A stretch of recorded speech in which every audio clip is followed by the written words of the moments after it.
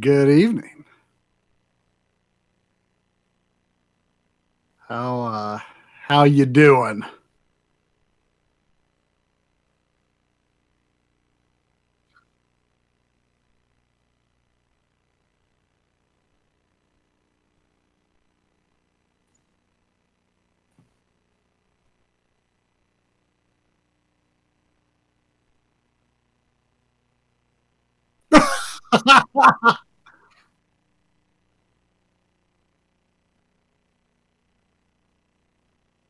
I hear you. Okay, now I should be good. Sorry about that.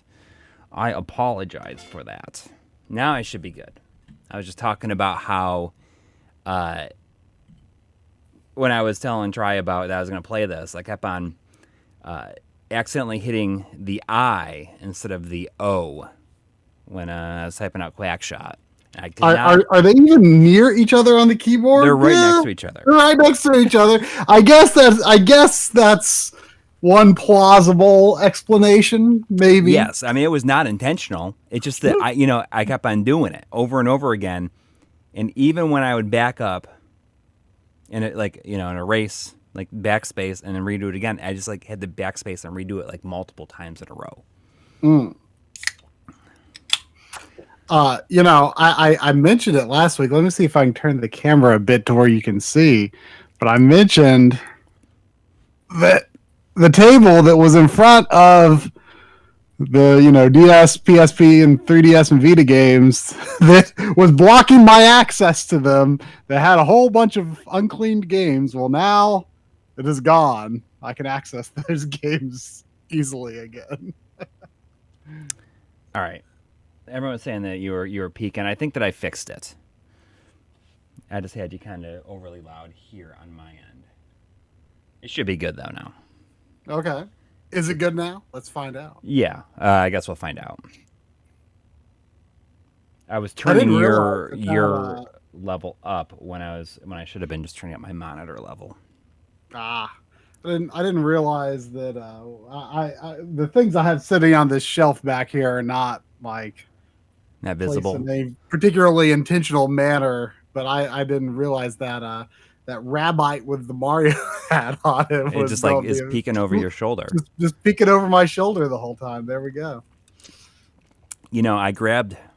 So I went camping with the family this weekend. I think I mentioned this last week that I was going camping, and my wife got some high noons to bring with us, and I just realized I grabbed this one out of the fridge, and usually it's like a vodka seltzer, but this is a tequila seltzer. I'm like, holy cow, why does this taste like a margarita? And I guess now I know.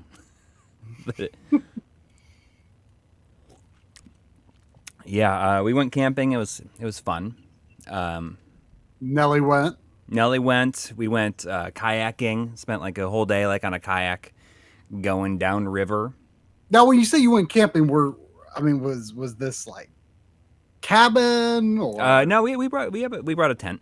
oh you did real deal tents Yeah, like they do have like a bathroom and a small shower yeah. there, but it is it's actual like camping. I I don't know how Sandy would react to that. Is Nelly pretty good on a trip like that? This is her first time doing something like that, and it was good. She was a little hot, I think, but when we went kayaking, we got to this one area. we got this a life vest for her, Yeah, and just in case. I think it's funny. What? Just in case, Oh yeah, absolutely. But my favorite thing about it is that this life preserver had a shark fin on the back, which is just like hilarious to me. That is hilarious. So we, she wore that, but we stopped at like certain places where it was, where she could like get down and like her head would be above water, but she'd like kind of go around in it. And I think that she's nervous at first. She's like, "What are you doing to me? Like this is it felt wrong." I think, but I was like, "Just trust us," because like the back of this life vest has like a handle. It almost looks like a suitcase handle. Yeah, I could like pick her up and put her in. And It was fun. But like it was so. We were gonna stay last night, and we ended up not because there was gonna be like a big thunderstorm coming through, and my daughter does not like thunderstorms, so we ended up packing up and coming home last night instead, which is fine because after that first night we were just like my wife and I were just really really tired, and then being out in the sun all day and kayaking, we were whipped, and then we came home and we went. I mean, we were going to come home and go to a baseball game, which we did today anyways. But it was much easier to get to that baseball game than it would have been if we came home, if we broke down the camp and came home today. So did Nellie like the kayak itself? Or yeah, I think so. Like, what is this? We kind of figured out, I think, once we put like a towel down, because I think that what was happening, and she was like on edge, is that once she was wet, like the inside of the kayak, it was just too slippery for her. Mm-hmm. Then we put like a towel down, and she ended up great. Like she was doing great. Yeah. I don't know if Sandy would be into that. It'd be a little bit much out of her Well, routine. I mean, does she like baths? I mean, Nellie doesn't. No. Then I don't know. It's hard to say. It's really hard to say. But I'll tell you one thing: like the people who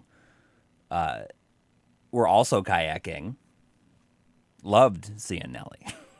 Yeah. They were so happy to, like, oh, look at the little dog. And everyone says, oh, look at the little puppy. But yeah, only because she's so small. It's like, no, she's full grown. As big as it gets. Yeah. So that was fun. And, we're going to go camping, but in a cabin this time in Niagara Falls, beginning of July. We're going to just good, for like a week. We're going back US to like Western New Canadian York and side? stuff. What's that? U.S. side or Canadian side? So we're gonna go to the U.S. side, even though it's like not nearly as good. It's just that you need a passport, and my wife and I's passports are both expired, and we just need to we need to get that done. But so the reason I'm playing QuackShot is Chris from Classic Gaming Quarterly just recently finished it for the first time, so we were talking about it on the podcast, and I realized like, oh, I haven't beaten this game since a couple months after it came out, and I like it. I remember liking it, but it's just been a really long time since I've actually played all the way through. And I don't think I'll beat it tonight, but you never know. I mean, you've beaten it fairly recently, right? Well, I mean, it was in the years that since we've been doing the games we played, and whatever year. So, I mean, I'd say that's sometime between 2017 and now. Yeah, it was probably 3 to 5 years ago, somewhere in that range. I would guess. Okay. Well, I mean, the chat should just let me know if I can't where I'm supposed to go next. Just let me know. It's not like I'm playing it for the first time. It was when I still had my PVMs downstairs, so it was no more recent than 2019. Okay. Well, we'll see how it goes. But it's not that long or difficult, so I think you can finish it. And it does have. Let me know if the game music's too loud or if it's not loud enough. I don't know if that might be coming through. No, that's not coming through yet. Not that it matters, but no, it doesn't. The chat should let me know if it's too loud or not loud enough, because I want to hear it too. But what were you saying? It has what? It has unlimited continues, which is extremely unusual on the Genesis. Yeah, I mean, for early on, yes, it's a little loud. Okay. Oh, even as it goes on, like I find that it's just not a common feature on the Genesis in general. A little loud, not cray loud. Yeah. I brought it down a little bit. It should be good. Be better now. I'm gonna be playing it with the old Big 6. I like the Big 6, and I was gonna say like it defaults to C jump, B shoot, and A dash. But I'm gonna try to put B as jump and C as dash and A as shoot. That's the obvious setup, if you ask me. Gigatai Wing was asking if we've played Die Hard on PC Engine. I don't think I'm familiar with that version. I know there's that really weird, not great but interesting Die Hard game on NES that has like it actually. Oh, sounds skipping and probably. You can only see like around the corners, like it's an overhead perspective, but you can on NES Die Hard you can only see like where he would be able to see. Yeah. No, it's the music was probably dropping because it was I had the noise suppression turned on. Hopefully it's not too loud now. But we'll see. But the audio should be better now. Something I forget about the structure of this game. I know that you can't finish the first level, but for some reason, you can't finish the Duckburg level initially. However, if I'm remembering correctly, I feel like there's something that won't trigger if you don't go to the person at the end of this level first. Like there's something at another level that won't trigger. Does anyone in the chat remember if I'm right on that, or like do you have to do this level twice, or could he go to? I feel like Mexico is the first level that you can actually finish, if I'm remembering correctly. Okay, but you still can get the checkpoint in this level. Oh yeah, that's right. There is kind of like a checkpoint system, isn't there? Yeah. Yeah, I think you actually have.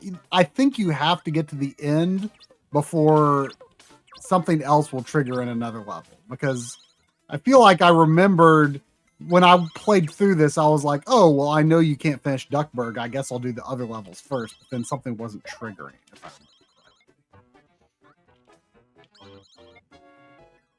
This is kind of like,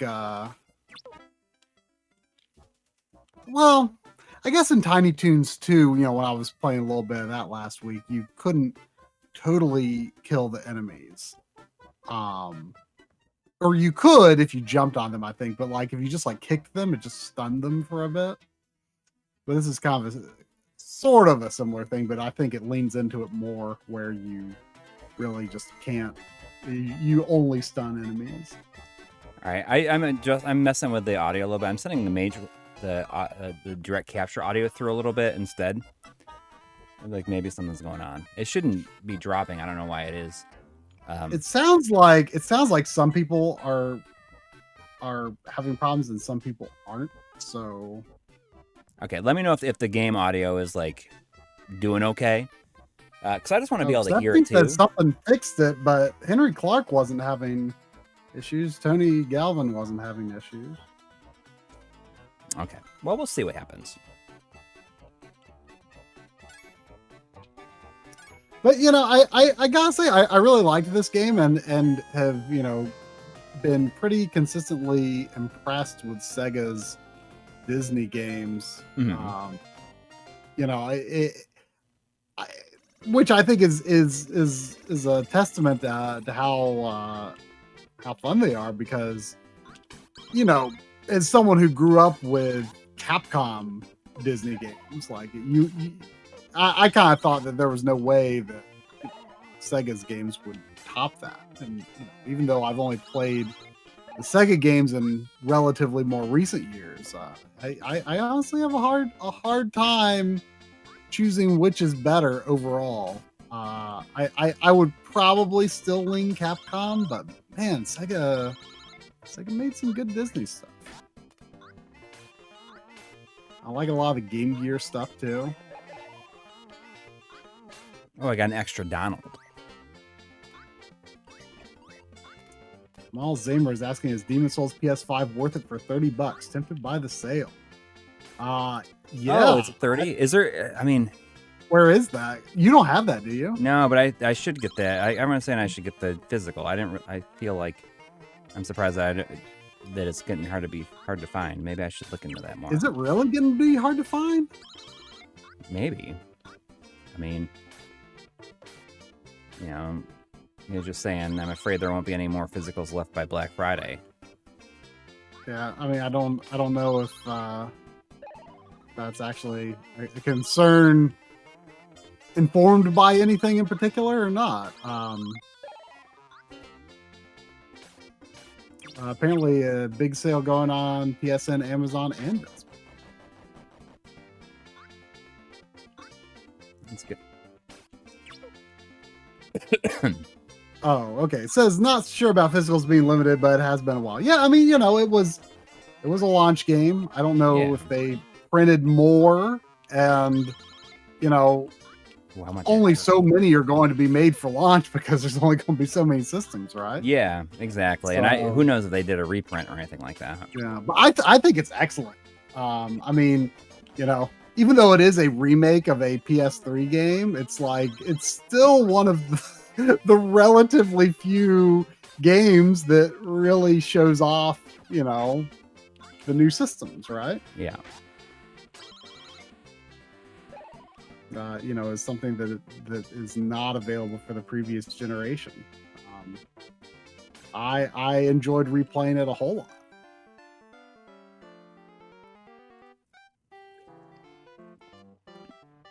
It's called the Hero Key.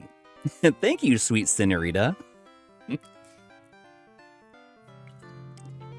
Okay, I guess Best Buy has it. Man, you know, I bought that Martian Mania or whatever that game is. I forget what the name of it is. So it came Martian Panic, wasn't it? Martian Panic, something. It has like the worst box art ever. Yes, and it was $10 for the game and the gun. Mm-hmm. I mean, during my hang on. During my haste to buy it during the stream. Yeah. Well, you bought it after the stream. No, I bought it during the stream. Oh, okay. In my haste, was there something already in your cart? No. I mean, I ordered it, and I forgot to set the gun, the ray gun, to be shipped. So it's like shipped to store. So I got to go to the store and pick up that stupid gun. And I'm debating like whether it's even like worth it. I mean, of course I'll do it, but it's just like, come on. I got to go and get that stupid thing. Like it's like in-store pickup. Yes, and like that's what I'm going to get. Oh, I got this thing. Isn't it exciting? Let me see if I can. What's exciting? What'd you get? Oh, I mean, just like I can tell the people. Like, look what I got. Oh. Let me see if I can put this on my source. Here's your ray gun, adult man. Thank you. I can't wait to get home and put my Joy-Cons in it. Here's this. Here's. I don't know how well this is going to come from the stream, but just so people can see. Here's the box art for Martian Panic. It's so bad. That little alien dude. And you know what else I love about it? What? It's like take a look at this GS2 Games logo that looks like it looks like a link to like a web ring from like 1998, doesn't it? Like, look at the are you posting in the chat of that logo? Did I scroll? Am I not seeing it? Are you posting in the chat, or are you just sending it to me separately? Oh, you're sending it. I didn't even see that's what you're doing. I'm doing it in OBS. Oh, cool. But look at that. Doesn't that logo look like? Apparently, it was released on the Wii also, which would explain a lot. Well, but the Wii version came with like a shotgun. I'm like, that's way cooler than the ray gun. Oh, I did not buy the We Love Katamari remaster. I didn't even realize it was out. I didn't know it was out yet either. I mean, I'll get it. I'm just not that excited about it because I mean, that was the game that made me just like not play any other games in the series for a long time. Like it was fine, but it was disappointing to me. But I'll get it sometime.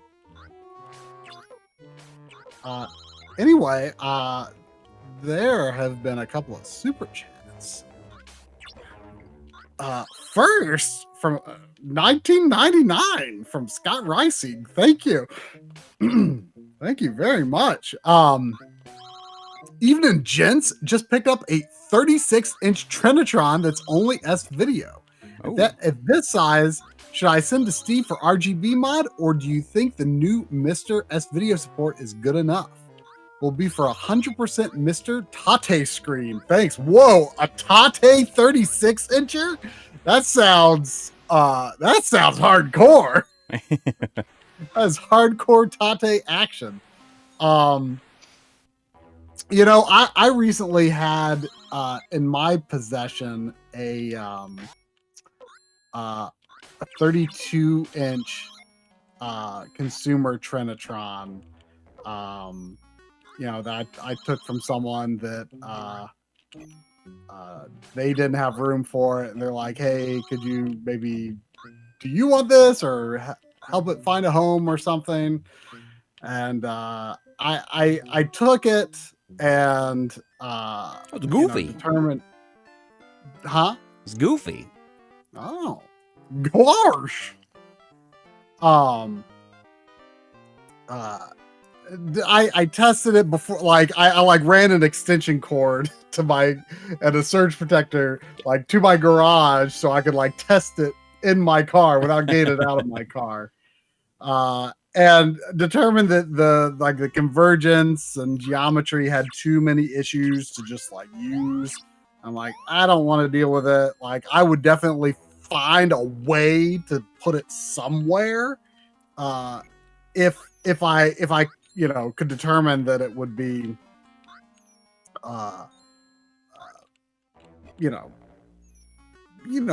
useful. I mean, it was a flat panel, so I'm sure yours is a whole lot better being, you know, an S video only model, probably only as a bubble screen, which will definitely have better geometry.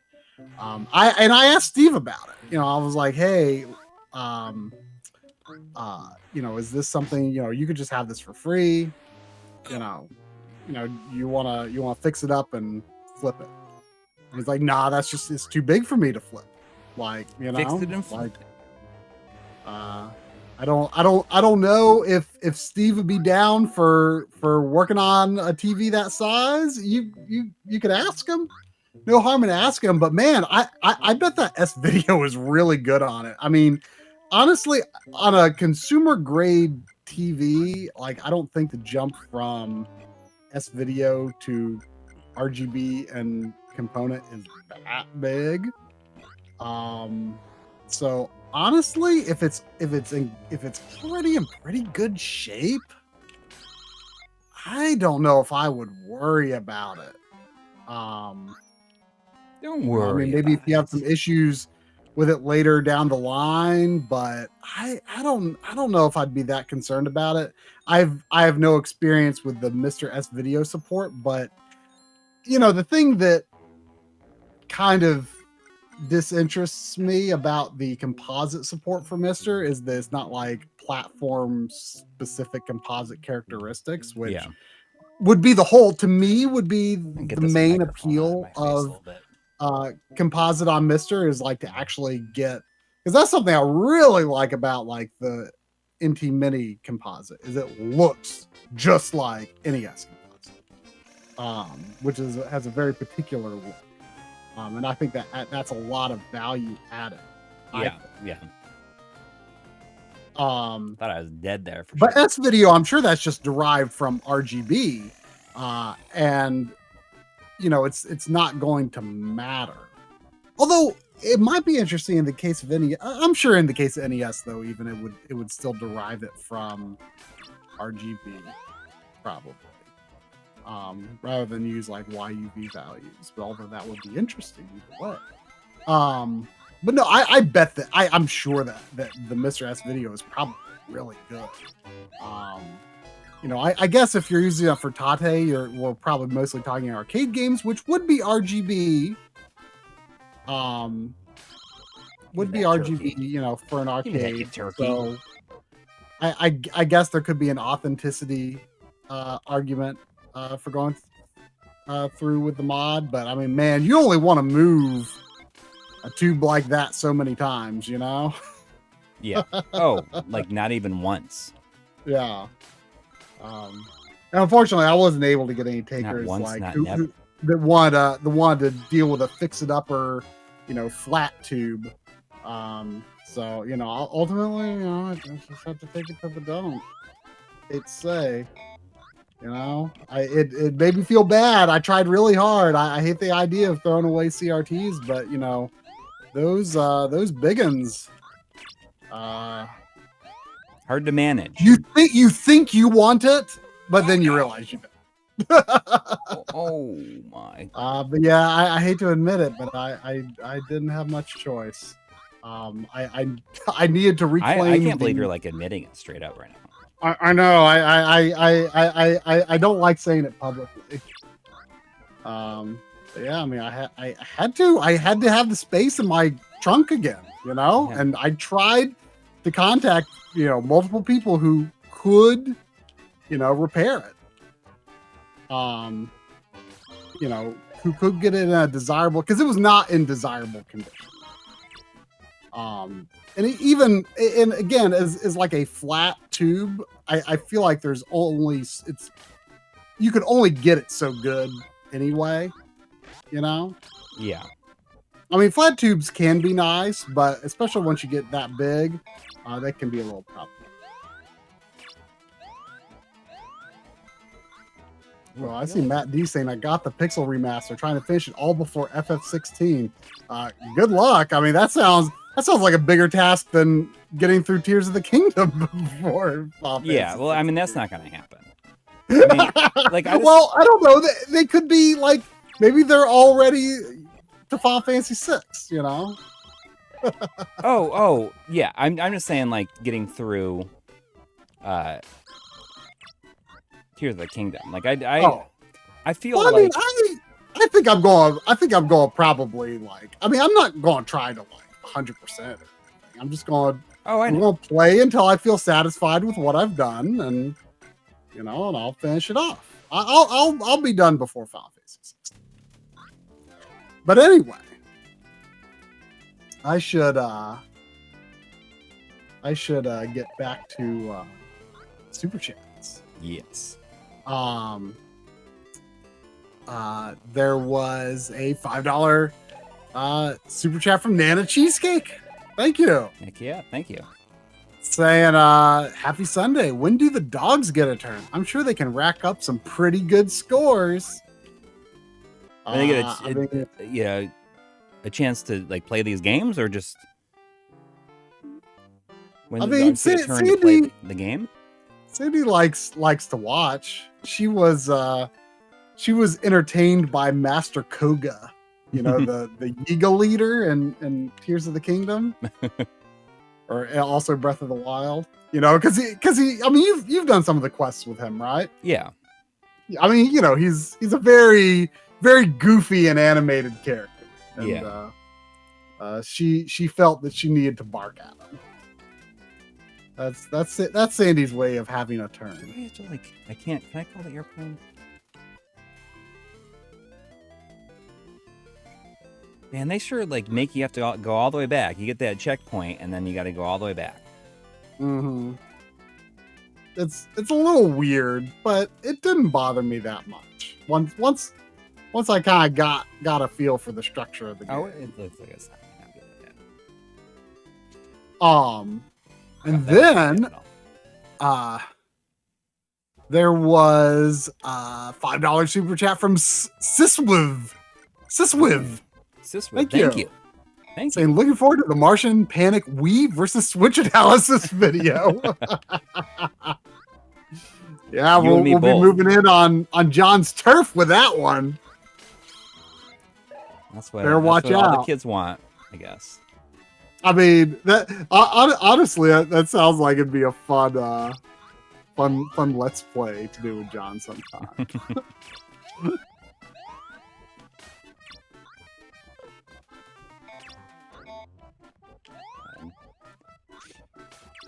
Got these booms here. I'm trying to take this shortcut. Past these toidles. Man, that new Ninja Turtles movie looks pretty cool, I think. I haven't seen the new trailer, but I saw the teaser trailer, which was pretty good. Yeah, like, the new one I think makes it look like a lot better than I thought it was going to be. Yeah, I mean they made it a point that they're actually voiced by teenagers. All right, so which is an interesting. You know, they're really trying to lean into it because I mean, oftentimes, you know, a lot of the they're not teenagers in almost every single movie that's just been done. Not even the show, they don't feel like teenagers. I mean, I guess they're supposed to be. Like, especially like the original movie. Like, I love that movie, but you know, I never think of the characters as teenagers. Yeah, I mean, I've like never thought of them as teenagers, like basically ever. I feel like. Yeah, I typically don't. I mean, even Mikey, you know, being, you know, the goofier one. Yeah, like, I don't know. Like, I guess I just don't think about the age of anthropomorphic turtles, even when their age is in the title of the name of the thing. Yeah, exactly. Like, I don't think, well, how old is this mutant ninja turtle? Yeah. It's not a thing I think about, even when it's right there in the name of it. Ooh, I didn't realize I could shoot up with this. It's a mutant ninja turtle. I don't think about how old it is. Yeah. This is a Genesis version. I mean, as opposed to what the Saturn version of it, I guess. Is there a Saturn version of this? Yeah, well, there's a We Love Mickey Mouse and Donald Duck compilation. It has this and Castle of Illusion on it. It's same graphics and everything. Oh yeah, it's just the Sega ages. Right. Someone before the stream started said something about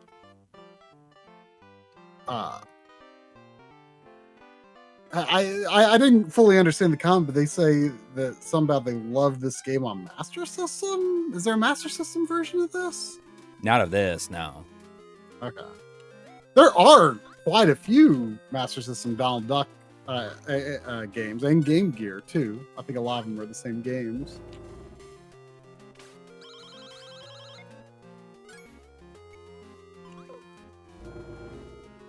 QuackShot and Castle of Illusion Mega Drive double cart. I didn't know something like that existed. That's interesting. Sounds nice.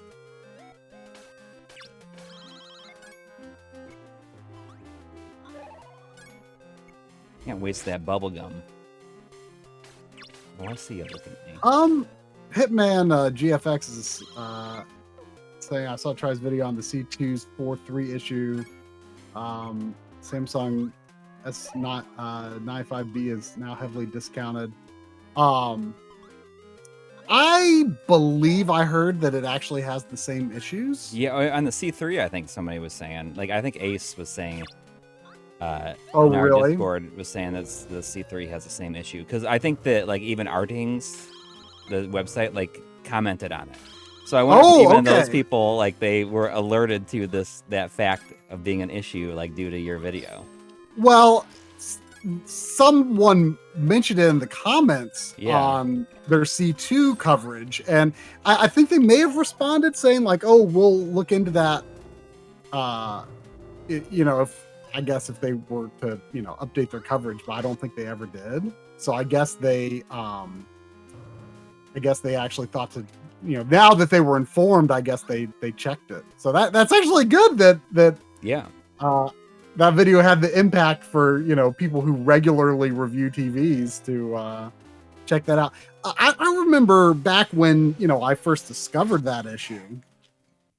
I think Ace was kind of speculating, because it was also an issue on like Samsung TVs and stuff, that it might just be like an inherent limitation of some of the new chips that are being used, you know, in TVs across manufacturing. How weird is it that that's a limitation?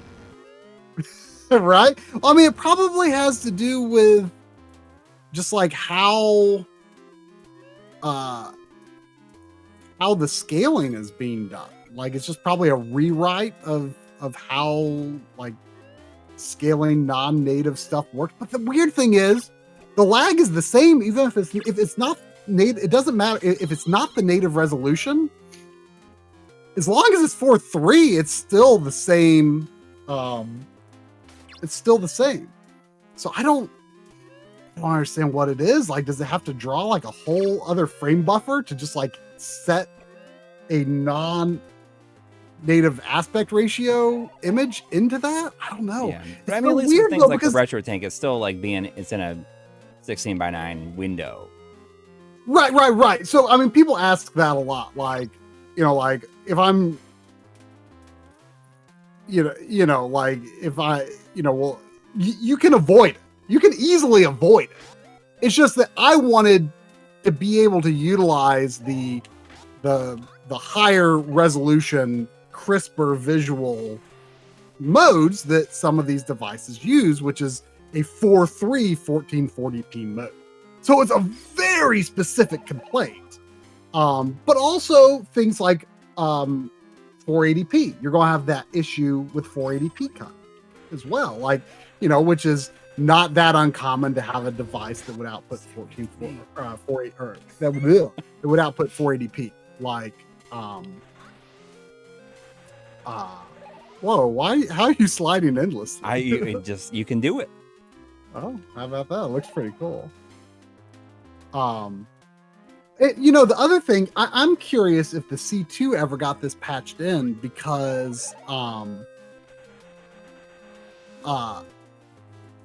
the manual, like the virtual PDF manual, made a reference to all direction zoom, but it was, at least at launch, in the period that I had it, stay away from me. Come on. All direction zoom was not in it.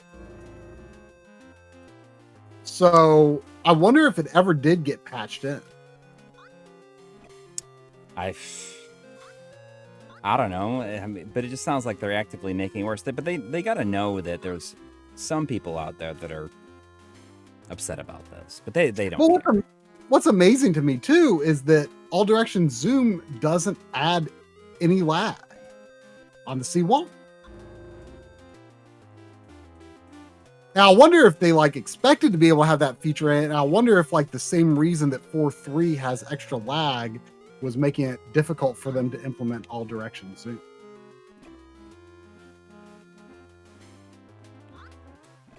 I don't know.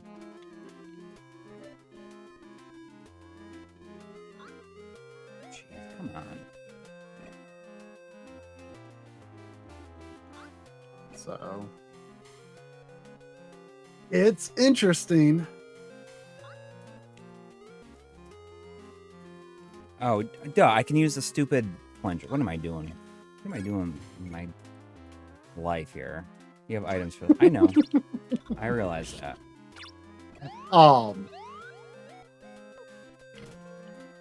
Does the C1 so best for retro? In my estimation, it is. I forgot that I had the plunger, okay? But here's the thing. Sometimes... once the RetroTink 4K is out, if you get a RetroTink 4K, it's not even going to matter. Like, once that's out, you'll still have a little limitation from Mr. Mr. does have, I think, correct me if I'm wrong, but I think Mr. and RetroTink 5X, I think at least one of them, I forget which one, I might be mixing them up right now. At least one of them, maybe both of them, do have a 2560 by 1440 mode. However, my understanding is to do that. I think there's less horizontal clarity. Yeah, So there's that. 2560 by 1440. Right. Mode. So you actually, but it's like it's kind of a weird workaround. Like it's not. It's even... I don't remember the specifics, but there was enough like kind of like, oh, that sounds weird to make me want to use the 1920 by 1440 instead, just because I can, you know. Yeah. But yeah, once if Mister isn't a concern, if you're dealing with a retro tank and you manage to get a retro tank 4K when those come out, it's not even going to matter. It's not even going to matter. And in fact, it might not matter for Mister if you run a Mister through the retro tank 4K. I'm holding down. Is it this? Because you could, in theory, have a good down. Take. Like I'm holding it down, straight down. I'm really. You could, in theory, take a signal from the Mister and run it into the retro tank 4K via the HDMI input.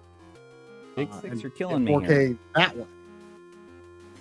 So it's not going to super matter for people who have retro tank 4K because you'll be able to send a 3840 by 2160 signal widescreen. It's the lag situation is not going to matter.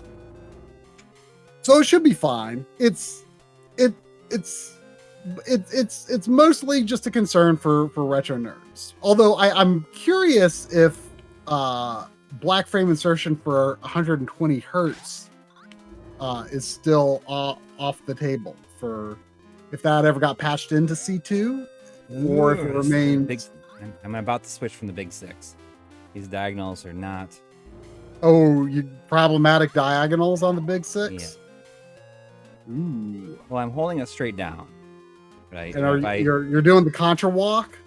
Well, as soon as I don't and stop pulling directly straight down, it's like down, but it keeps on standing up, and that's a problem when I need to like hide from this thing.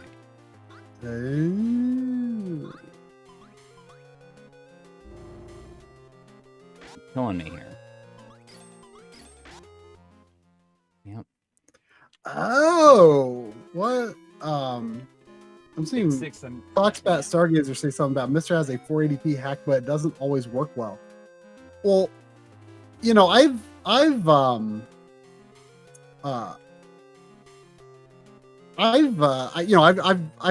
had good luck with like the line doubler function for the VGA output from Mister.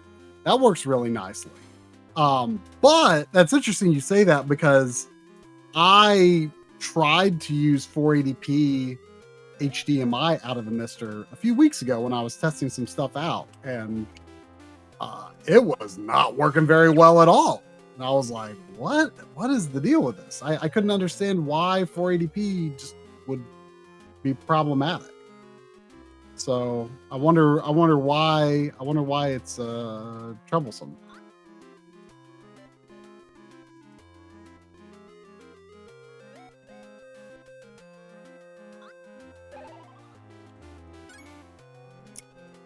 Much better. Look at that. This is working great. Huh. So what are you using now? Now I'm using the Crix Joys. Ah, okay. So confirmed good diagonals on the Joys. Yeah.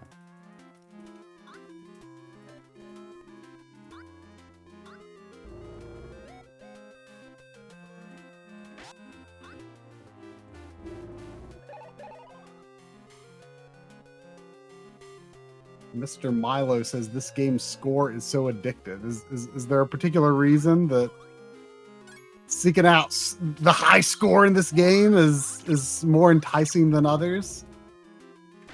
I've never been like that enticed by score based gameplay, with a few exceptions. Like I can find it somewhat engaging when it involves one-ups, or it can be pretty fun in something like WarioWare, that type of game.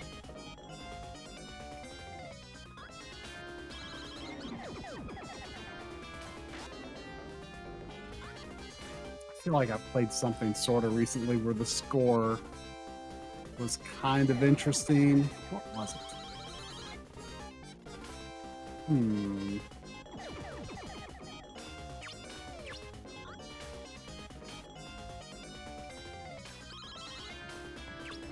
What it was. Got him. Nice. I took the real treasure map. Oh, and It's so kind of like the turning point of the game. it's been a fake all along. Yeah. So then that opens up these extra levels. So these are like the last set of levels, right? I think that's right. Yeah, I think there's only like there's not that many levels. The musical score. That's why.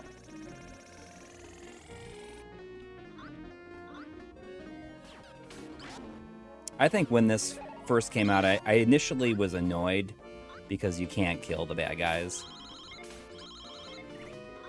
Oh, I mean, it's a little It's different. understandable.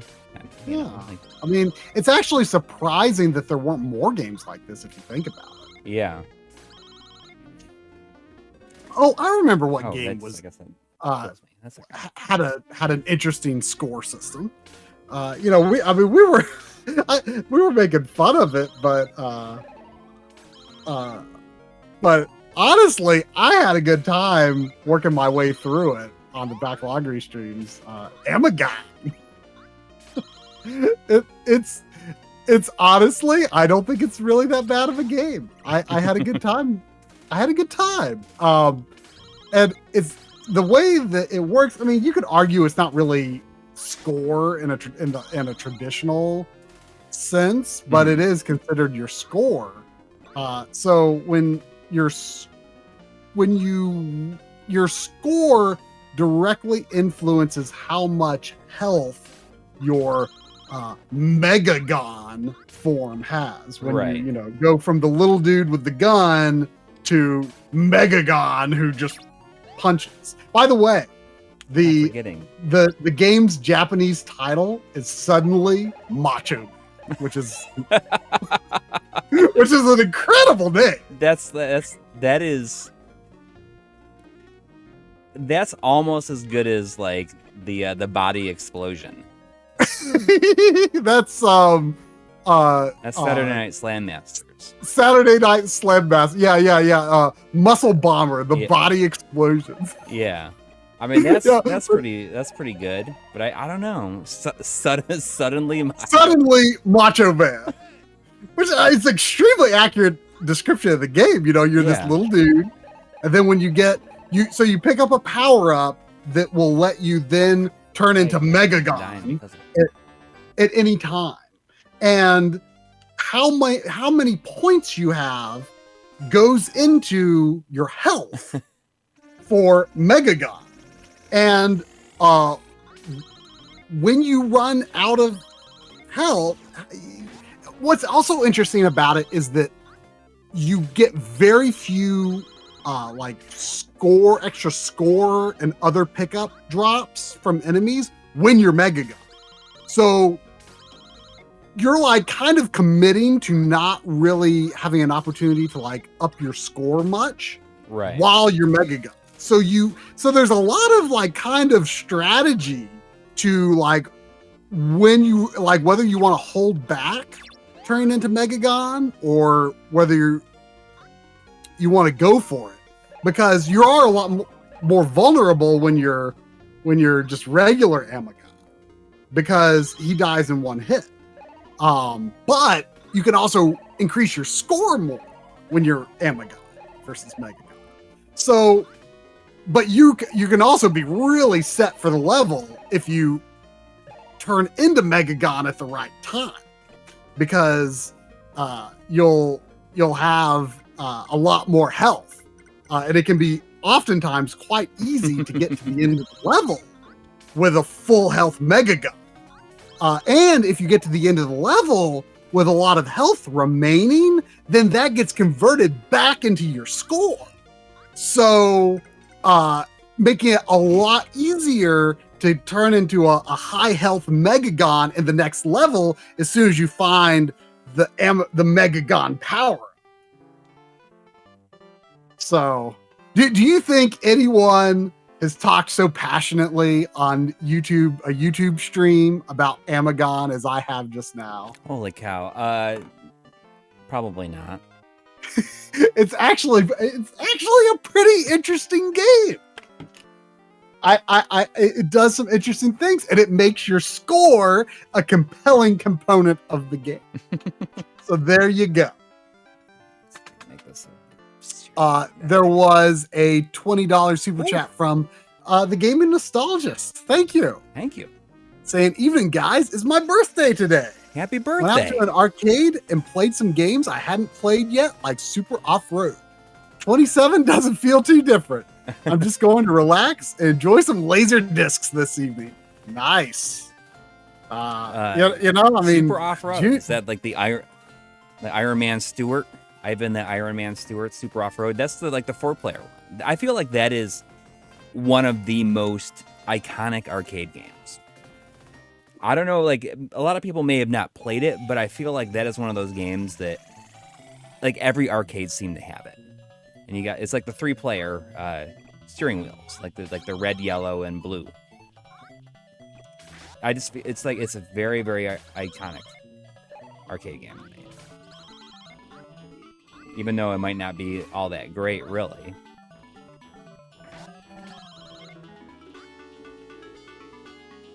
See that background, it kind of looks like straight out of a Strider. I just looked back up in the chat, and it sounds like people are clarifying that the guy who got me talking about score. Yeah, it was talking about the musical score. Yes. Well, you got a conversation about the score system in Amagon still. Amagon does not have an amazing score. Yeah. A musical score. But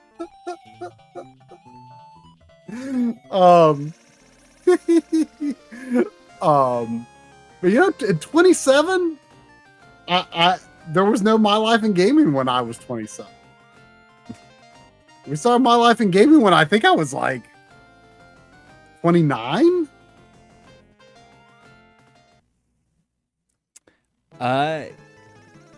Yeah, I guess. Right. I mean, I'll be chili pepper seed.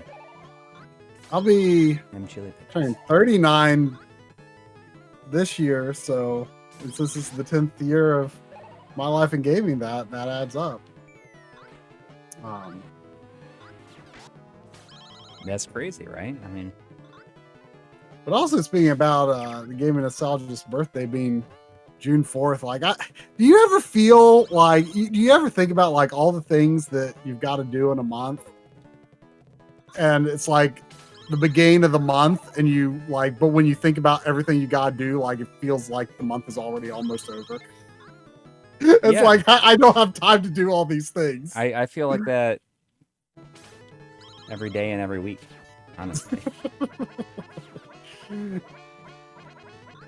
Like it does not end. But yes, I mean I feel like that a lot. Just like,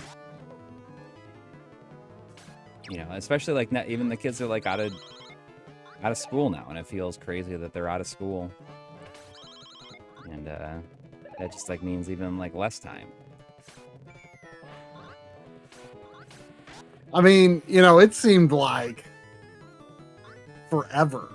Like summer vacation seemed like a good long time when you were a kid.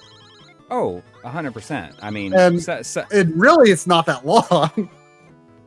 You know, didn't Bryan Adams say, you know, summer seemed to last forever when you're a kid? I mean, when you go back to school, like I mean, it felt like people had changed, you know? Like it's like 2.5 months. Yeah, I mean, there's time just moves really, really slow. Like I mean, you at least I felt this way. Like I felt I felt like nervous about like seeing people again, like after it had been so long, you know. And like nowadays, though, like I might not see someone for a couple of years, and like It's not even a big deal. I don't feel like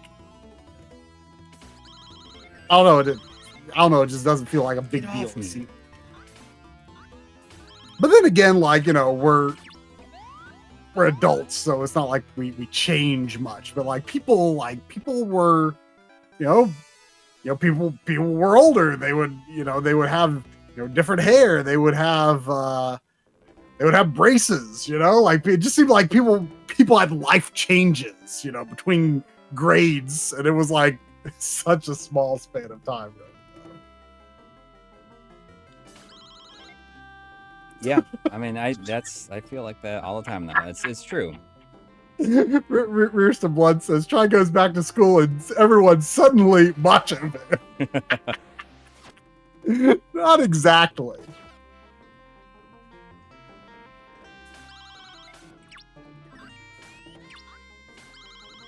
How do I get off me? I saw a bit further up in the chat, Junko988 was asking, Try, are you enjoying Advance Wars Reboot Camp? I bet you haven't played it. Yeah, I mean, I haven't played it since before Tears of the Kingdom came out, but I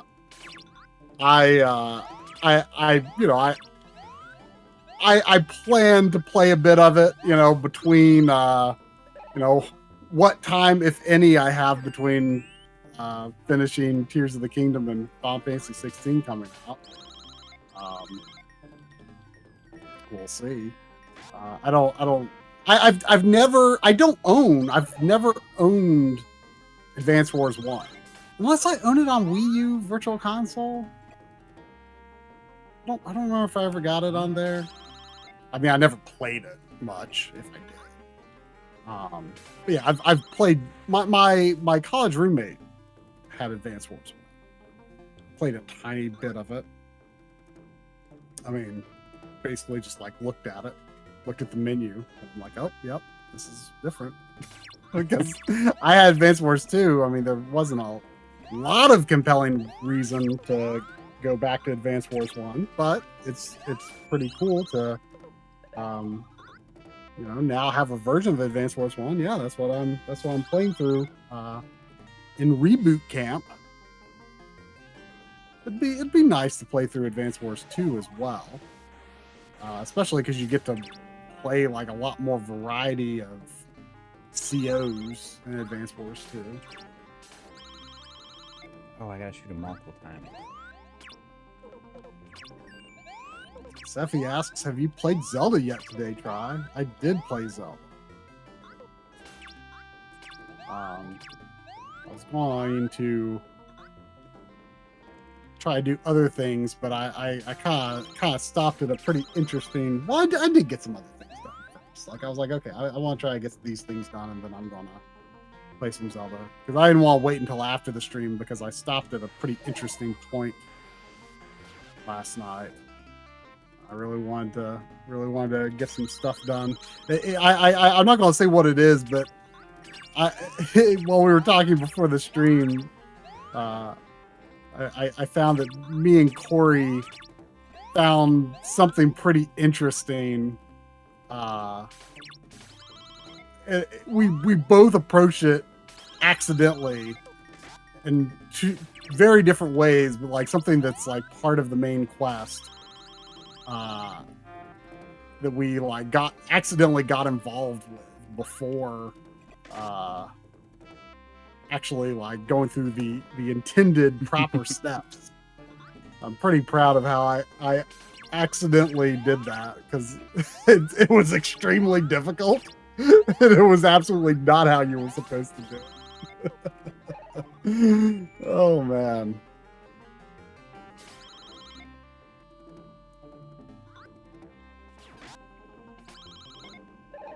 I don't know the order here.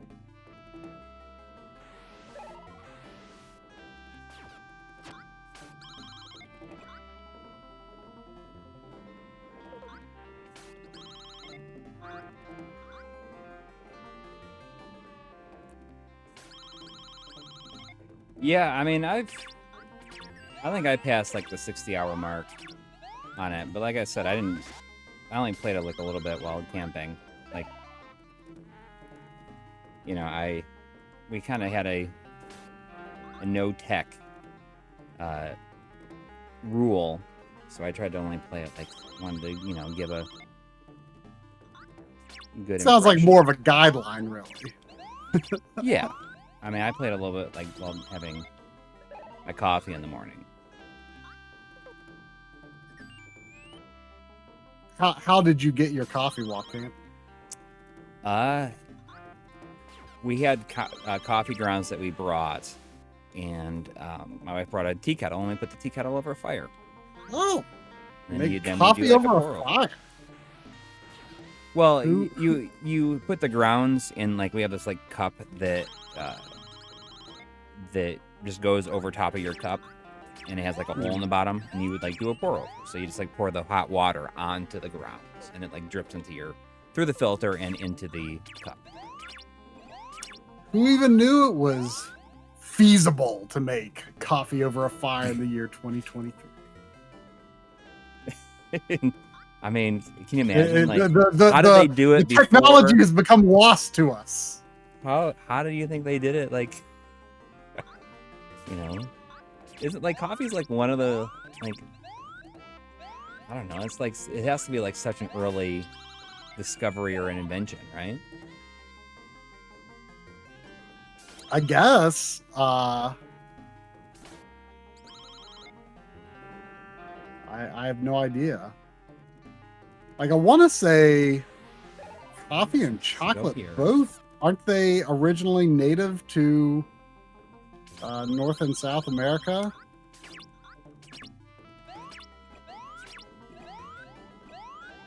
But I don't know, think, but you know, I think agree. that's right. I think I've heard that, you know, there's long-standing, you know, native culture around some of those beans. Yeah.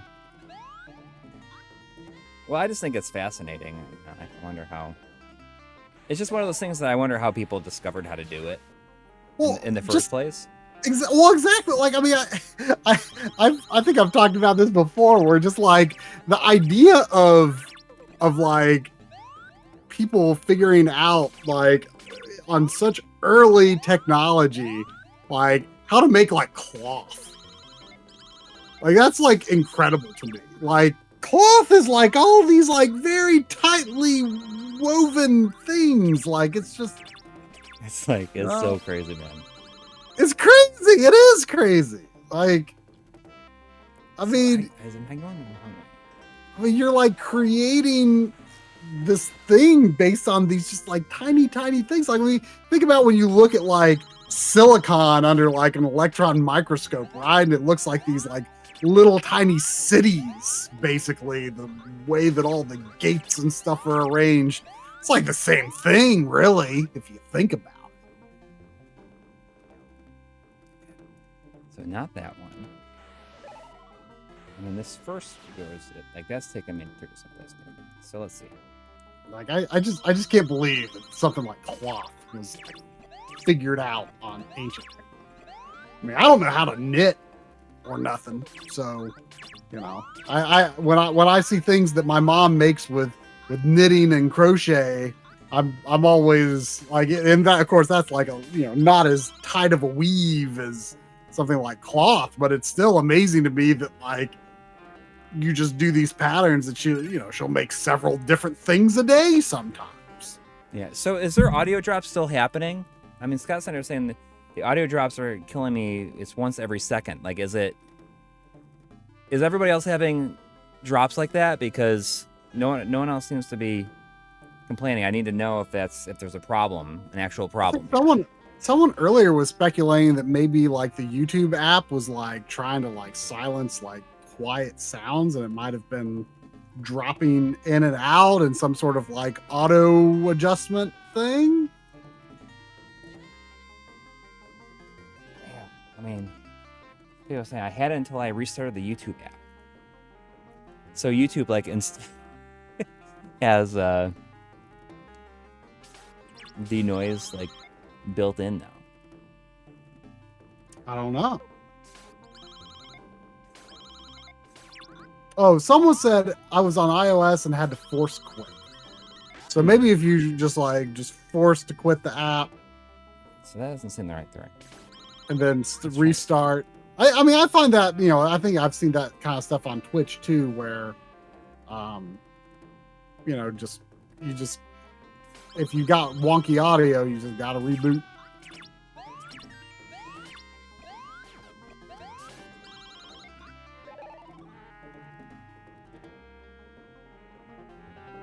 This is taking me back.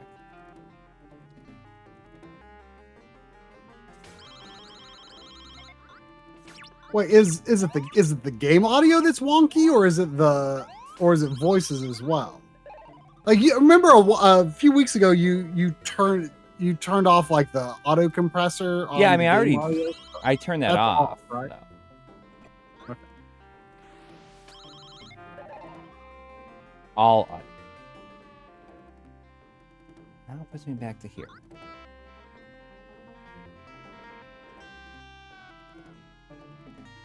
There was a $20 super chat from EB Chill 2. Thank you. Thank you. Saying, sorry, Try. I'm going to have to rescind my offer. Mike Cheese devastating tweet knocked whatever sense I have into me. Canceling the pre-order. Well, what was this? You told me. I'm drawing a blank on what it was. You told me that you pre-ordered something. Oh, yes. It was the Did I do it? There it is. I think it was the new Eon thing. EB Chill had offered if at some point I wanted to, so they pre-ordered that. And if we ever need to look into it, we could maybe borrow it. And I was like, oh, well. It seems believed that there's a bit of cloning going on with some of them products. And, yeah, I understand.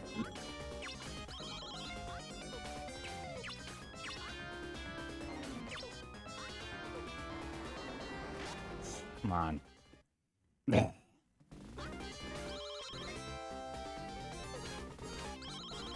What's that gonna hit him twice for like jump?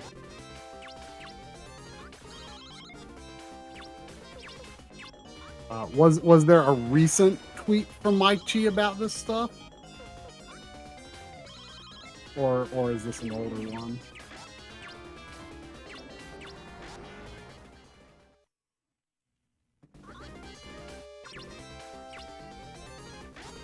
Yeah, I mean, that kind of thing can only tap into the analog output because, GameCube is the only system from that era that, provides an analog signal access to a digital signal external. For PS2, Xbox, Wii, you can only access the analog signal without a mod. So,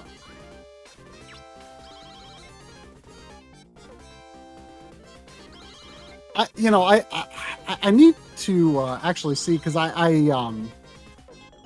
tried. I haven't actually tried my Xbox Make Megahertz mods since doing some rewiring on my setup, but I had been having trouble capturing it, which was disappointing. But I'm running it now. I'm running it through a HDMI audio.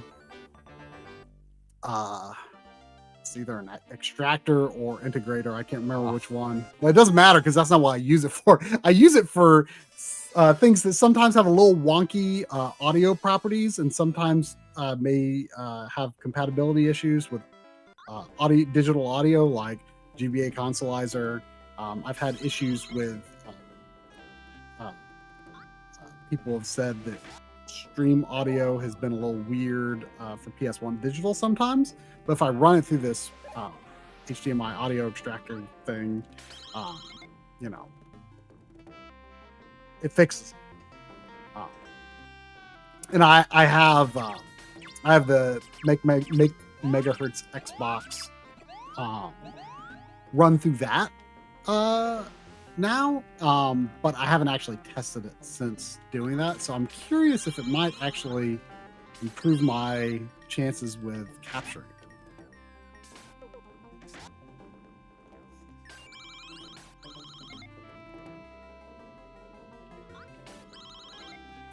Oh, there was a $2 super chat from Eric Reimers. Thank you. Thank you.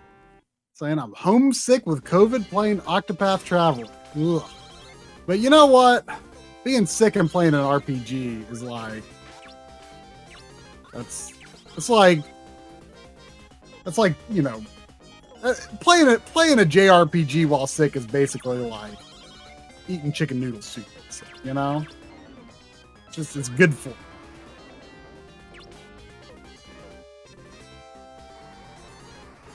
Makes you feel good. I really like the first one. I don't know if you're talking about the first or second.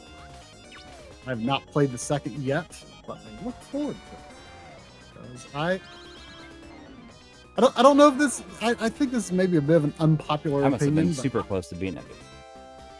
I like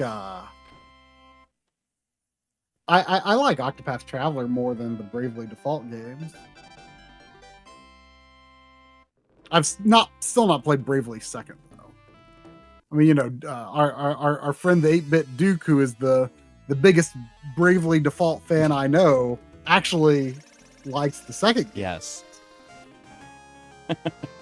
And by second, I mean second.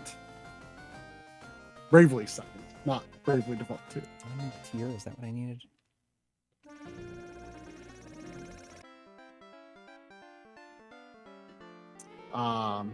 You know, Octopath 1 definitely has its problems, but I really like what they were going for. It seems like Octopath 2 is going to improve a whole lot of things when I get to it. Madonna, I didn't realize that my wife had gotten this kind, but it was not your typical like vodka seltzer this time. This was the high noon, the tequila seltzer. I tasted it and it's like lime, and I was like, why does this taste like a margarita? And it is a margarita. So it's a lime tequila, and it's definitely a bit more powerful than the other ones. I will admit right now. My vodka reviews. Yeah. So I'm going to fly through the air here, but I can call my plane. I need to find that. Chained Echoes. What was that? What game was that? Was that one of those RPGs? That's one of those. Indie RPG? Yeah. I think was that the one that was like done by one guy or something, or is that something? No, I get it mixed up with the Sea of Stars for some reason. I a lot of these games, man, they're getting really hard. I don't know if it's just me, like I can't even anymore. You know, like I saw that the what their faces are doing, like the physical Dead Cells with Castlevania, and I'm like I just can't do it. Like I'm gonna just wait because I almost feel like 80%, at least 80% of these like seem to get some sort of actual retail release. Now, it seems like most stuff is getting a retail release to an extent. So I'm like, I'm going to wait on this because last time I ordered something from these people is the Alex Kidd remake. And then that got a ESRB retail release. And then sure enough, it shows up on Best Buy. I'm like, I'm glad I didn't do it. It's just there's way too many to keep track of. I can't keep up. And not only that, but like all of these, like you're ordering and you're not getting it for at least like six months to a year. It's the only people that you get it right away is super rare because they only sell the games that I think that they have on hand. Right. I mean, they do make an actual like that, you get limited number. You'll get it quickly, but you know. they do sell out. Yeah. But sometimes slowly. It depends on the game. Yes. Okay, yeah, I looked up Chained Echoes. It's not the game I thought I was thinking of, but I've definitely heard like all of these these game titles, man, they're just getting really hard to keep track of. Yeah. Yeah. Everything's getting really hard to keep track of. Yeah, like I'm going to go look up. I'm going to look up. Let me see if I can look up a list of everything at the Sony showcase, and like, there's definitely going to be titles of things. It's like, okay, could you even tell me what game that was? Let's see.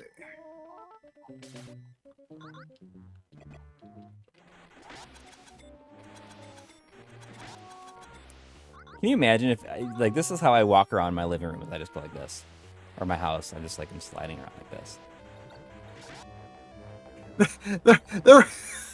there was a game called Towers of Agasaba. Like, do you have any memory of that having been in the Sony showcase? I don't. This year? Yes, apparently just in this showcase, there was a game called Towers of Agasaba. Okay, well, yeah. This describes as Breath of the Wild like, although I'm skeptical if it would be that way in practice. Let's see, what else was there? I didn't get my say Leroy Jenkins. I've never even brought it up. I'm afraid to mention it. Phantom Blade Zero, like that was that like really cool looking like sort of That's Asian not the aesthetic game, right? action game. Is that the butt game? The butt game. Well, there was like that one. It was not the butt game. It was you know like you know what I'm talking about, though, when I say that, right? Like that one, like Chinese developed one. That's like the girl with the sword, and she has like the skin tight green outfit on, and it's like. I think it is the Chinese developed game, but I don't. You know what I'm talking about, though. I don't remember butt being in it. Oh, the game is not. It's not. The name butt is not in the title. No, it's like it's just like it's like you know, it's like the game is about her butt in the same way that Piano 3 is about that character's butt. I think we're thinking of different games. Okay. But see, but I do think the game I'm talking about is Chinese. Is that it? Stellar Blade? That's got to be it.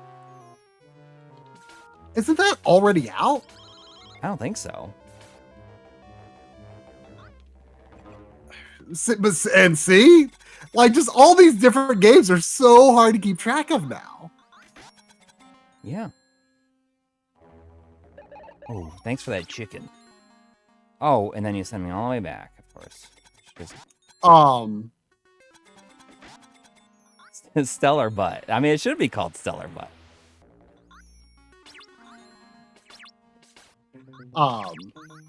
There was notification that Joshua Helmke has been a member for 43 months in a row. Cow, that's got to be a record.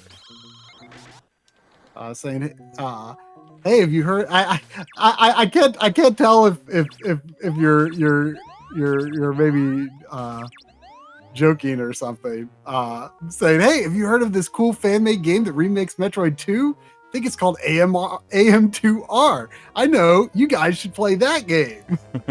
I think he's joking because I think a lot of people like kind of, you know, people talk about that game a lot. Yeah. And I feel like it's in a lot of ways been to the detriment of public opinion on the actual remake. Samus Returns. Yeah. Because I think so many people were just like, oh, AMR2 is better. And maybe it is. I don't know. I haven't played it. But I think that Samus Returns is actually really good. You know, everyone fell in love with Metroid Dread. it's from the same developer.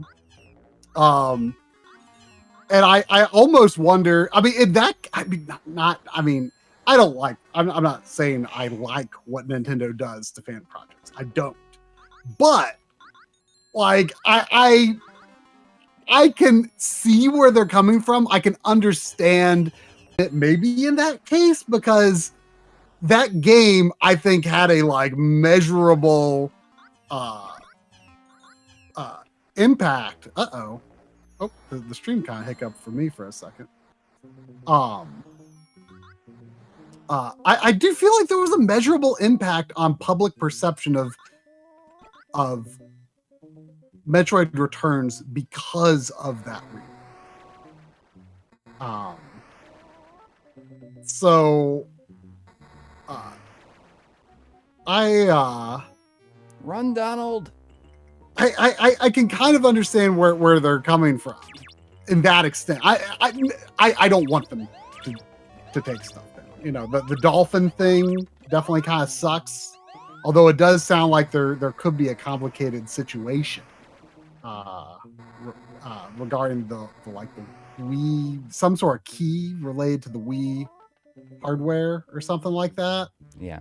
I hope that's not going to have the Wii. A devastating effect on Dolphin or other emulators. That didn't help me at all. That little slip up with the code there.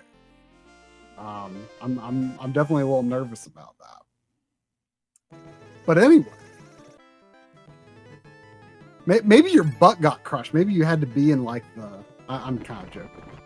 Well, he wasn't. Because it kind of like if you had your butt up in that hole. You're talking about the butt game, right? Oh, you mean QuackShot?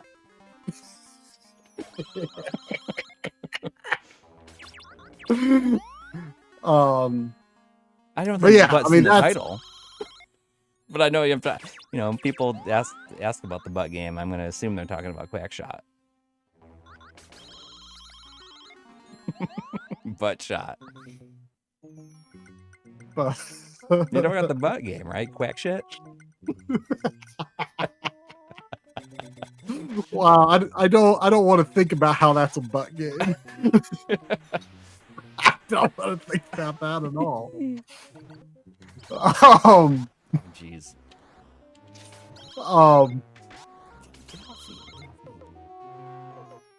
But anyway, like, yeah, I'm sure AM2R is a good game to play. I'd probably not a good game to stream though, because like I'm under the impression Nintendo like made extreme efforts to banish all like it's just I don't even know if it's safe to share anything about that game. Yeah. And there was a $5 super chat from Alex Gavin. Thank you. Cool, thank you. Saying, evening, gents. You guys have an opinion on the Eon Xbox HDMI adapter? I want one, but not for $109. Holding out hope for a retro bit prism equivalent. That's kind of what we were talking about regarding EB Chill's super chat. I mean, I've not used it. It should not like that. There is other options out there that are cheaper. Yeah, like that. I really don't know what they're thinking with that. I mean, I've not used it. I've not used their N64 one, but I mean, let's face it. You know what signals you have access to on the butt end of that console. Yeah, the butt system, right? Like the original Xbox. You plug cables into the butt of the system, and there's only certain signals that are going to be coming out. Yes. On an N64, that's composite and S-video. On an Xbox, that's composite S-video, RGB component. I think RGB. I mean, it's just doing an analog conversion. doing the same thing you could get out of an OSSC or a RetroTink 2X. Yeah. I don't know. I don't know if it does any upscaling. I don't know if it outputs at 480p. I suspect it does because that's what the Super 64 thing is. Yeah. But the thing is, you can get much cheaper devices Yes. that convert those signals and do it for multiple systems. Like, I'm not going to judge the quality of the conversion, but I would bet money on it not being anything special, not being anything above and beyond what anyone else's 100%. device that works for multiple consoles. That you could use on more than just one console. Sure, it's plug and play and it's simple, but it's impractical and it's. I mean, I don't like saying that things are overpriced because a lot of people say that retro stuff, retro hardware is overpriced when they know nothing about the considerations that the person making that hardware had, right? They don't know anything about, their the funds that they had available to put into a production run. They don't have access to the information of exactly how much, that What am I supposed to do here? Do we one of those boxes on the bottom popped the first time you were here. I know, but it didn't this time. Sun, Moon, Star. All right, thanks, Steve Nelson.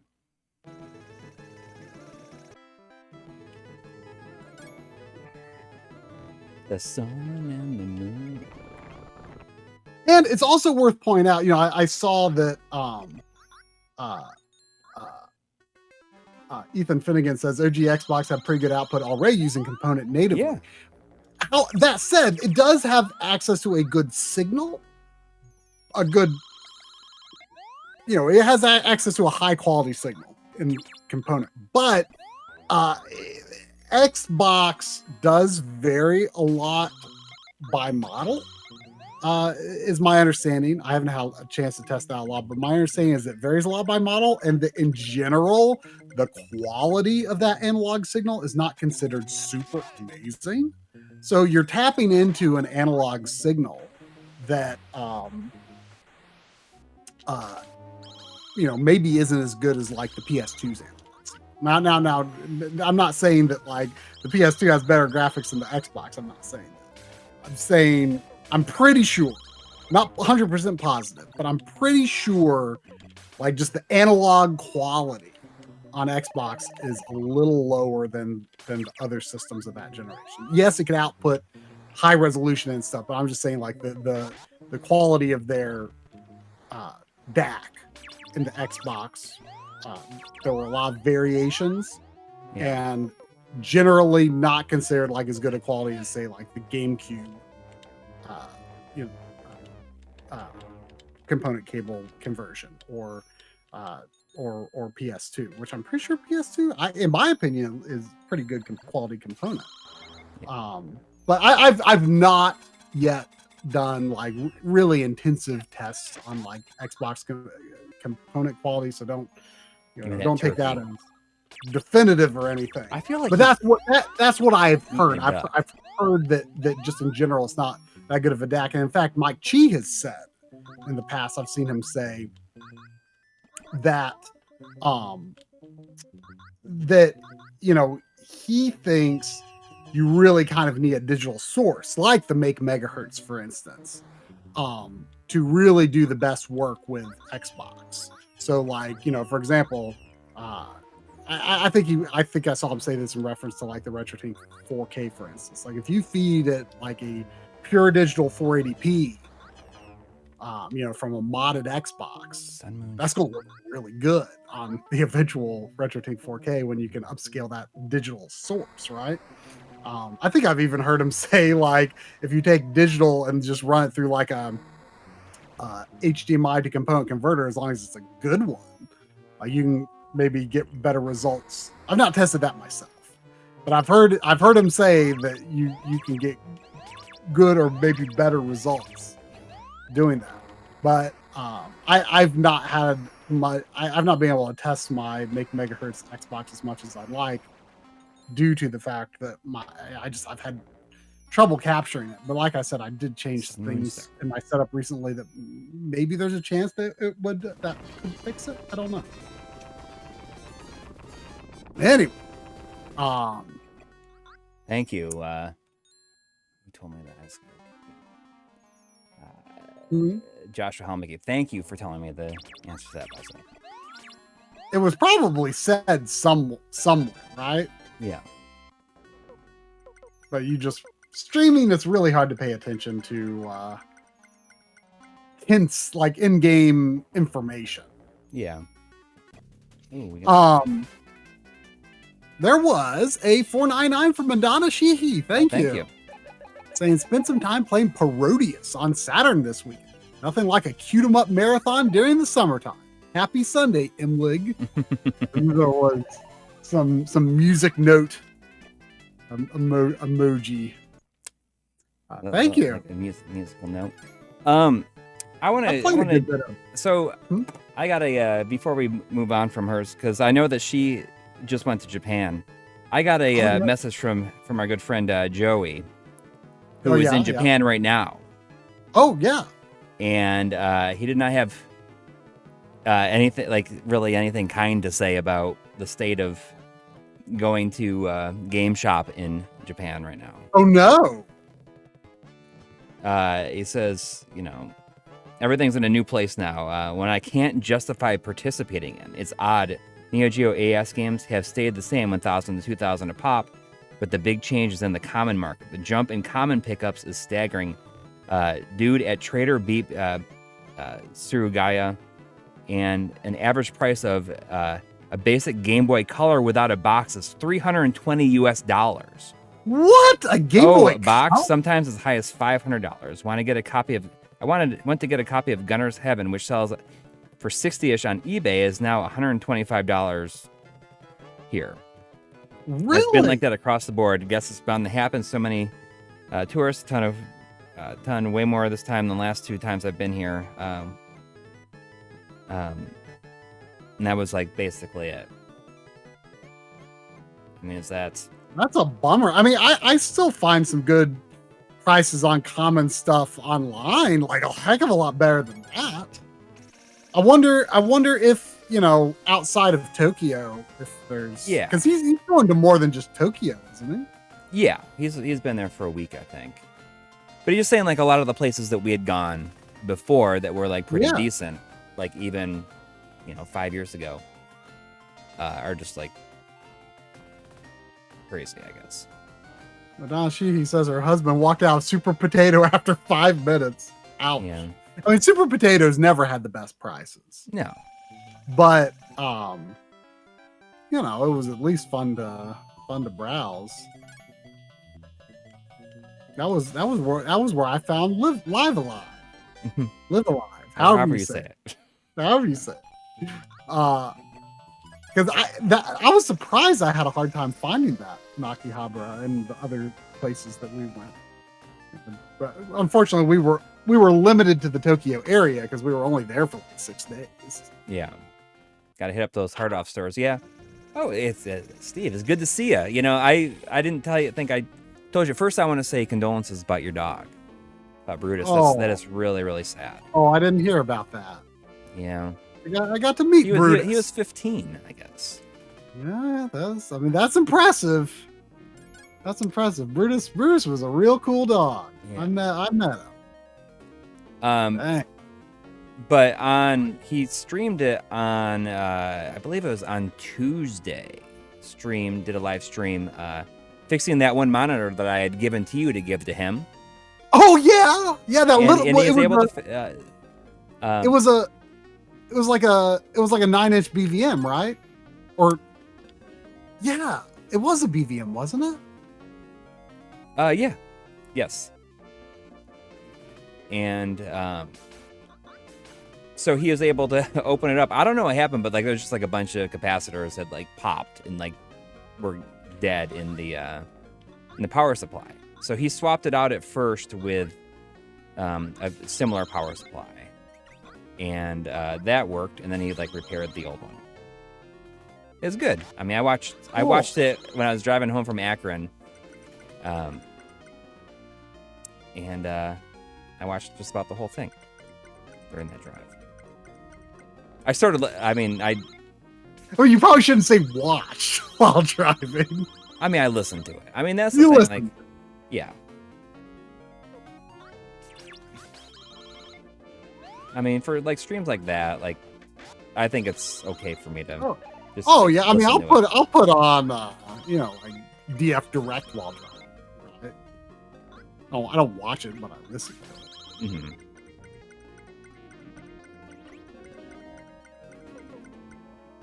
But it's really cool that he was able to get that back working. But I think at the time he said that there was something like about, like it's just kind of a more rare monitor or something.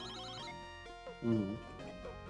I gotta go do a pickup at Steve's sometime soon because my Toshiba N20L5 are ready to be picked up. Yeah. For my 20L5, like the only thing I've noticed like recently is that like it takes a little bit longer to warm up than it used to. I don't know if that's just like something that happens, but I mean for the picture to start to fade in, it takes about like 30 seconds. So hopefully it's not.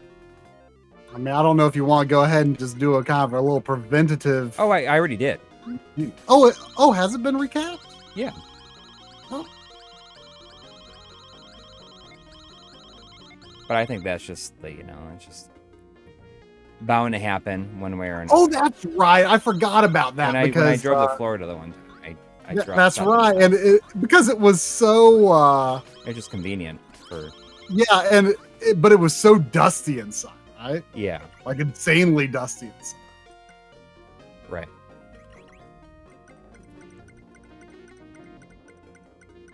Yeah, 30 seconds. It's not too long. Like I mean, as long as I realize this, like just want to make sure that it's not a ramp up for like perhaps another problem at some point.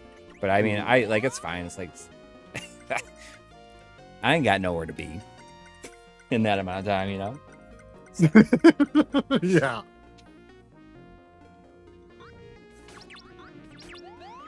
Yeah.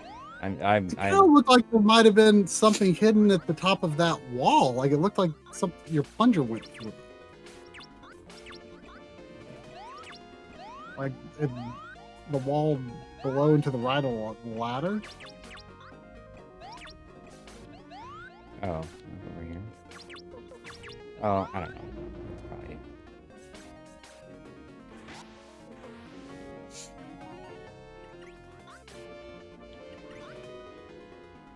But when I was in Akron, I was going to stop at a couple places.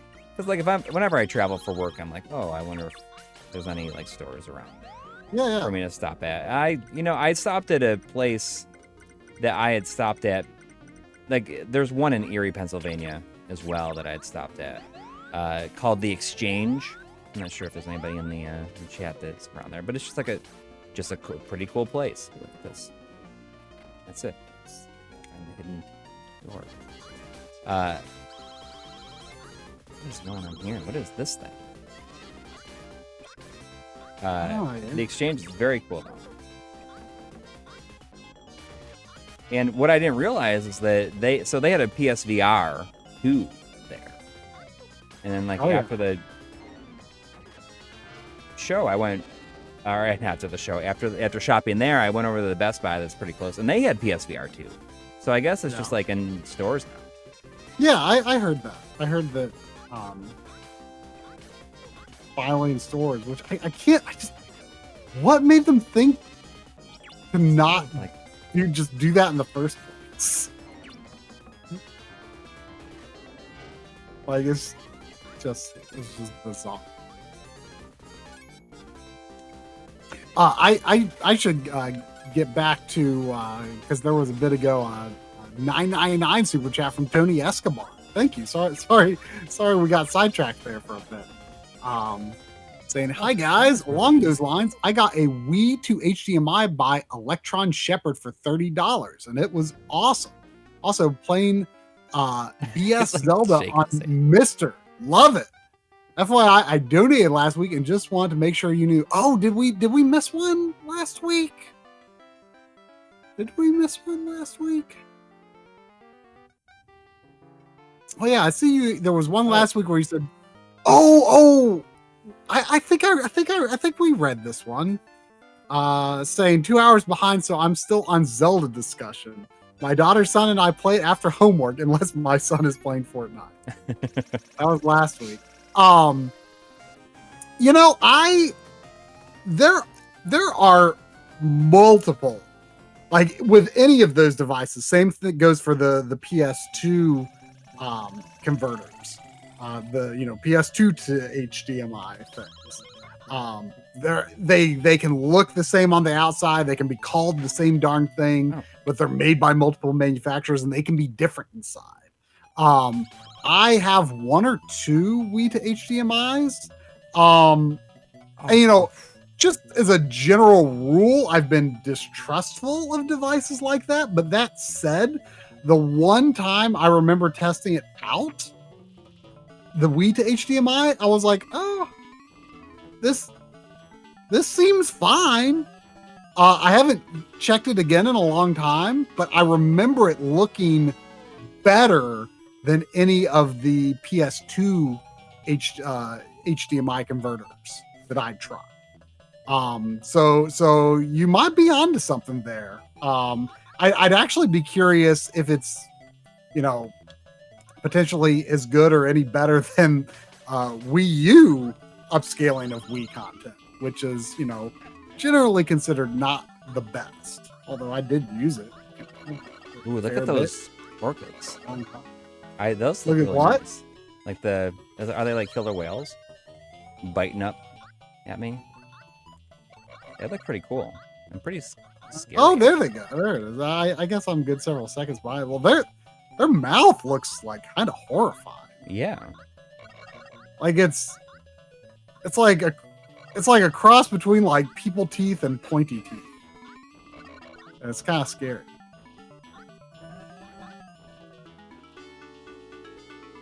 Got some chompers. But yeah, the Wii one from the very light testing I did, at least the one I ended up with, I was like, oh, I expected it to be terrible, and actually, all right. So yeah, I'll have to go back to it, of course, revisit that when we, of course, finally do a proper full-fledged Wii episode. But yeah, with the PS2 versions though, not so impressed. You'd get a lot of audio buzz, and the colors would kind of vary a bit.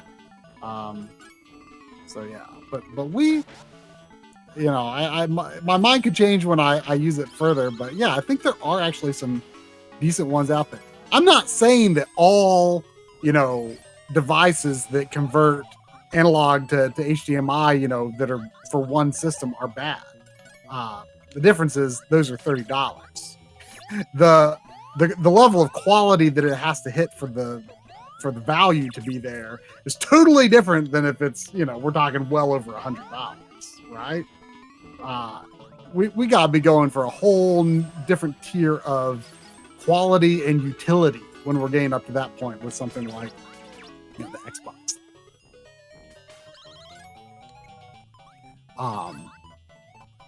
And there was just a bit ago a $5 super chat from Bubba D Matt. Thank you. I feel like we haven't seen Bubba D Matt in a little bit.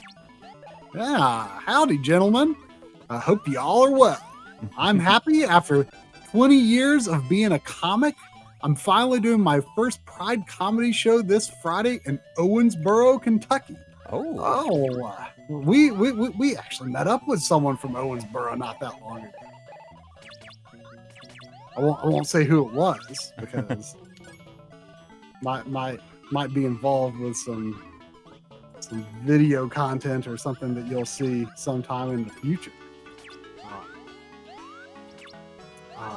Wow, 20 years of That's awesome. of doing comedy. Like I can't even imagine what all is involved with like coming up with and performing like a Yeah, I mean it's like that kind of thing. Like that's a skill all unto its own, just to like get into the mindset of where you know would get in front of a bunch of people and do that. You know, I applaud the confidence.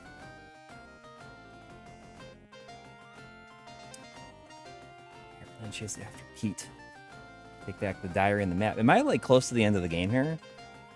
I think so. I think there's like one more. I think like it's like a jungle level. Yeah. You end up going to this like one extra jungle level, if I recall. Yeah, that's what I'm doing right now. Is this the last level? I think so.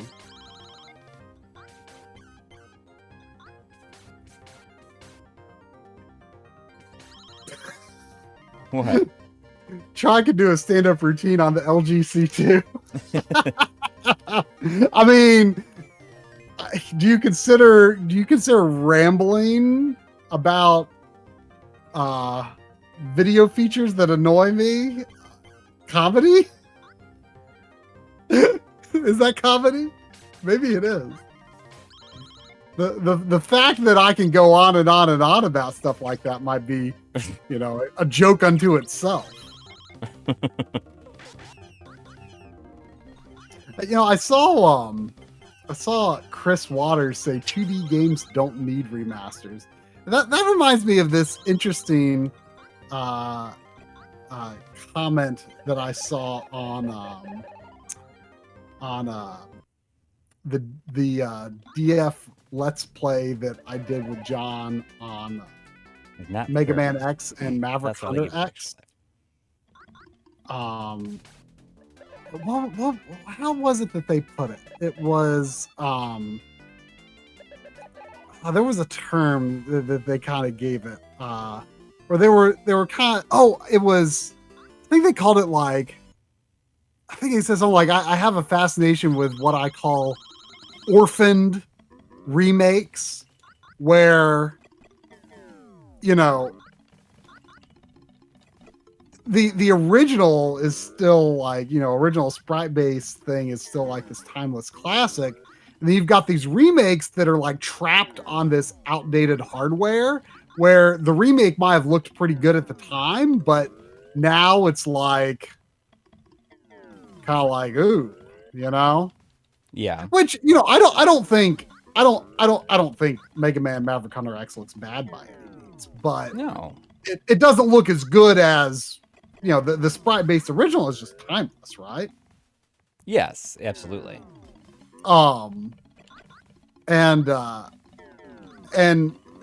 It's always going to continue to age better than, a 3D PSP game. I mean, that's just science. Right? Like it's just, of course it's always going to look better.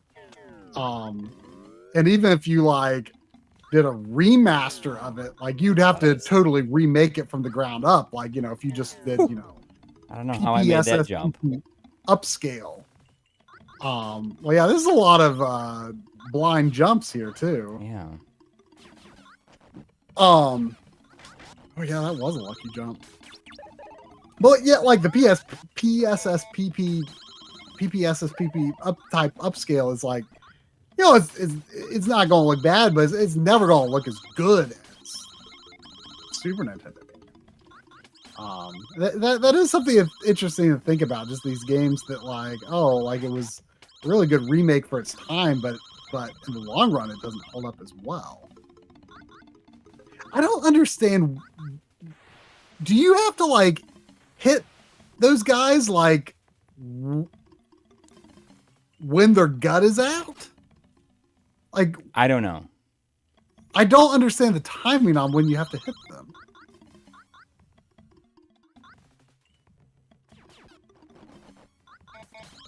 Me either.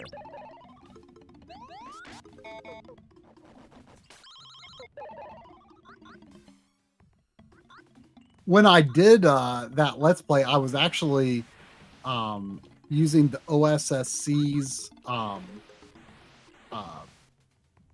optimized sampling mode for PSP, which was something that was added like in like the last 1 or 2 updates to the OSSC.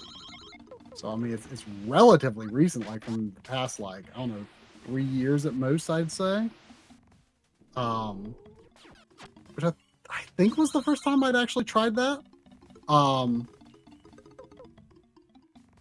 it was pretty cool. Like I can't recall if the RetroTink 5X has a similar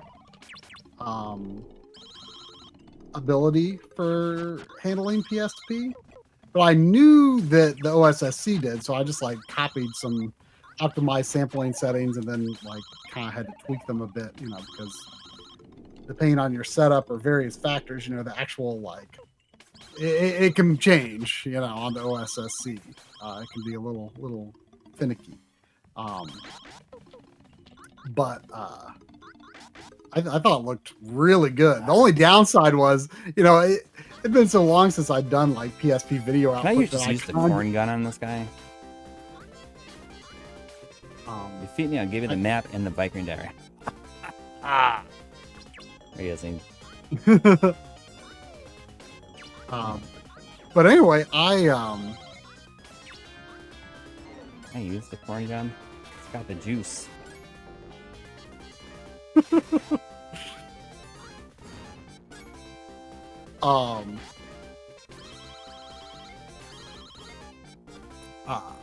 what was that?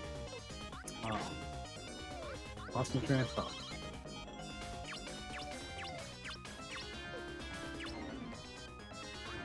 Oh yeah, the I forgot when I set up for that that the PSP video output, you know, doesn't display anything on the screen. So unfortunately, I had to play it through OBS because my capture card was the only device that was actually accepting that signal. I couldn't get it to display on any of my monitors because it's a pretty weird signal. So I did have to play that through OBS, unfortunately, but did well enough.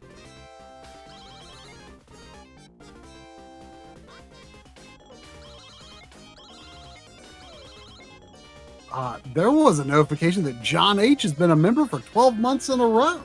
Whoa. Thank you. Saying, hey guys, really enjoyed the power supply video. Any plans for more videos about your setups and how you manage all your systems in your rooms? Yeah, I mean, we've been promising it for a long time, but we're both doing separate room tour videos.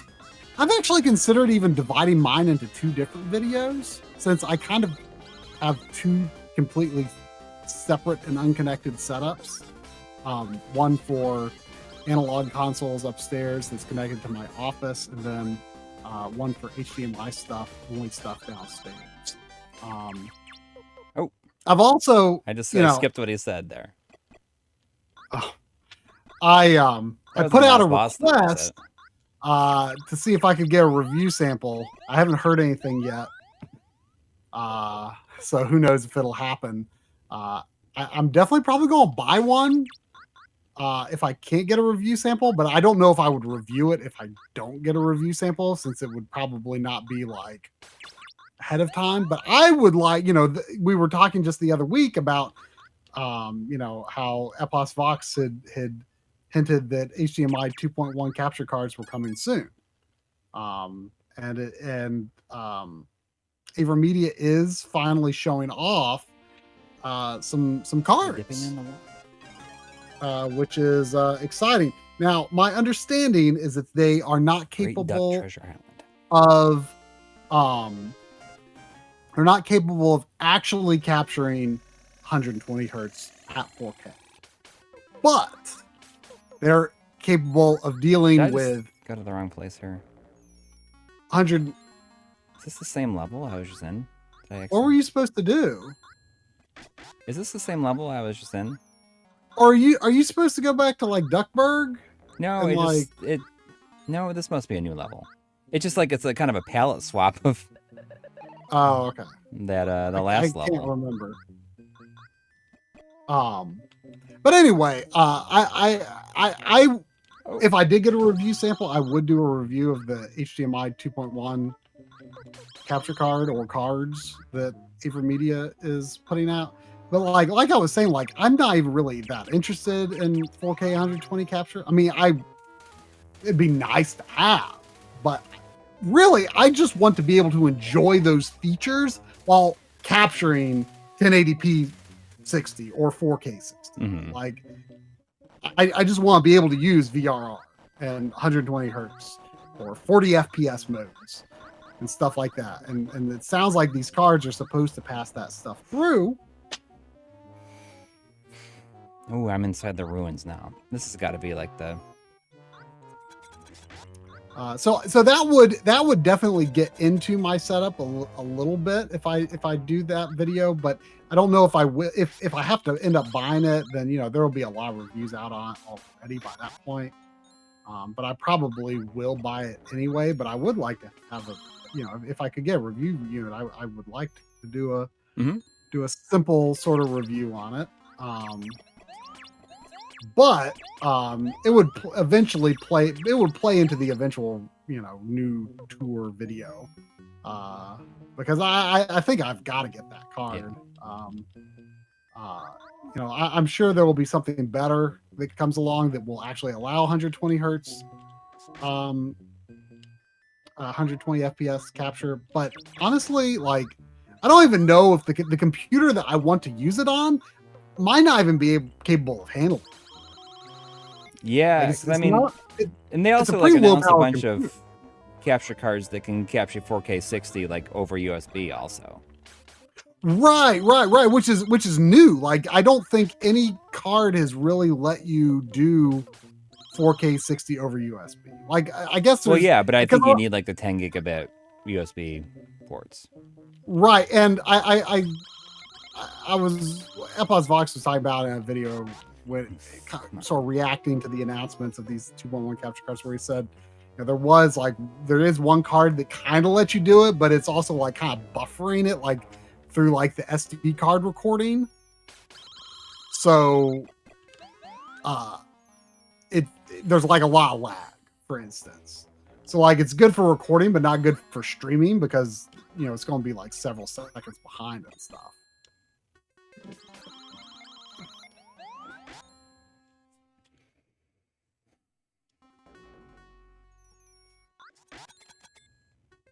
Ooh, I see Legendary K4 said, I actually just soldered the cord today that's used to reverse polarity to make it center negative. Nice. Man, you inspired some people to do some stuff. I mean, it's really easy stuff when you think about it. But yeah, well sure. I actually unfortunately, I had to throw. I've had it for less than a year. I got an electric screwdriver, and it stopped working. Was it a WoW stick? A WoW stick. That's the ones. No, I mean it's a Black & Decker. Oh. Was it like a little screwdriver or a big one? Yeah, it's electric. I mean, it's not tiny. I mean, I wouldn't call it gigantic or anything, but it was. It had enough girth to have a motor in it. Mm. But it stopped working, and like I just it wanted to work, right? But I was flipping it back and forth between the manual mode and the electric mode, and it still wouldn't go like it wanted to go, but it wouldn't get going. And so I was like, well, I'll take it apart, and maybe it's just like maybe something's just like blocking it. Like maybe like the switch like got out of alignment or something. Yeah. And I don't know, I couldn't figure it out. And at some point of trying to just like put it back together, there were sparks. I'm just like, whoa. Okay, nope. I'll just get another. I mean, you could get a drill and just like use. Well, I mean, I have a drill, but I mean, the electric screwdriver is pretty nice. Yeah, well, I mean, you could put like a drill. All right, like it's also nice because it's like it's battery operated, right? So and my drill. Oh, yeah, has I mean, I like my drill. And it's also, but yeah, I mean, to be honest, it might have been my fault because like I. Just in general, like even though you shouldn't, I have a pretty bad habit of just resisting the urge to over tighten screws. Do you ever feel that way? I don't overdo it, but I mean, like I just like, but I just want what? I know you're not supposed. Okay, I mean, like, wait, so you do? I'm just like walking right off. I'm saying I have a tendency to tighten screws probably a little more than I should. Oh, I mean, my main problem is like I tighten. I don't over tighten them because I get afraid that like, what if I need to like get this back out for whatever reason, and it's so tight that it's like the screw is stripped. I know you shouldn't do that. But like, I just it's an urge. Okay. It's an urge. I just feel like, but like, I want it to be tight. I want to tighten the screw. So anyway, I feel like it may have been my fault. For working it too hard, like working it. Is it just sitting there like grinding then basically? Was it like, well, it may have, it may have gotten to that point a few times. I tried to not go that far, but like I just need to learn to rein it in a bit. I need to get another and treat it a little better. I mean, my dad was around when I was using it sometimes, and he's like, when you're doing that last twist, you really should turn it over to the manual mode. Oh yeah. Wait, like, so you're like making it like no, once it's like, I mean, to that point, then you just do it.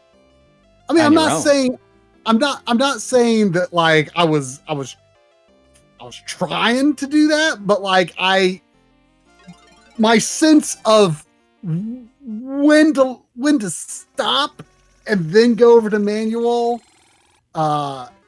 may when it stops, may have not been when it stops turning. When it stops turning.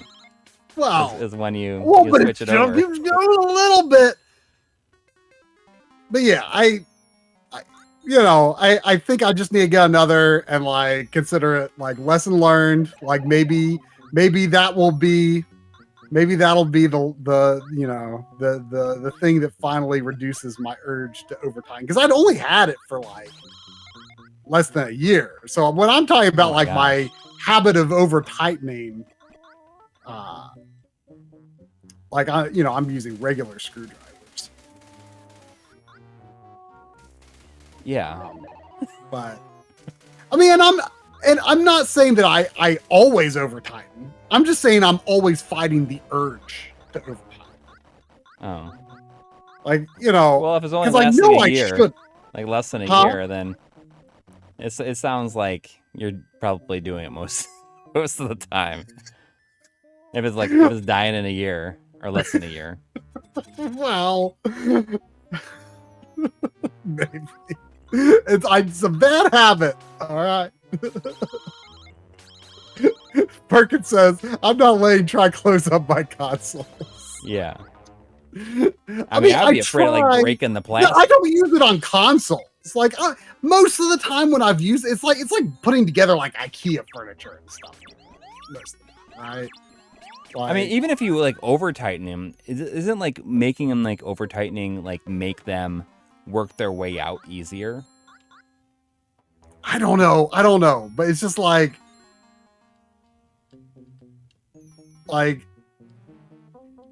it's like blowing into NES carts. They say don't do it, but it works. It works.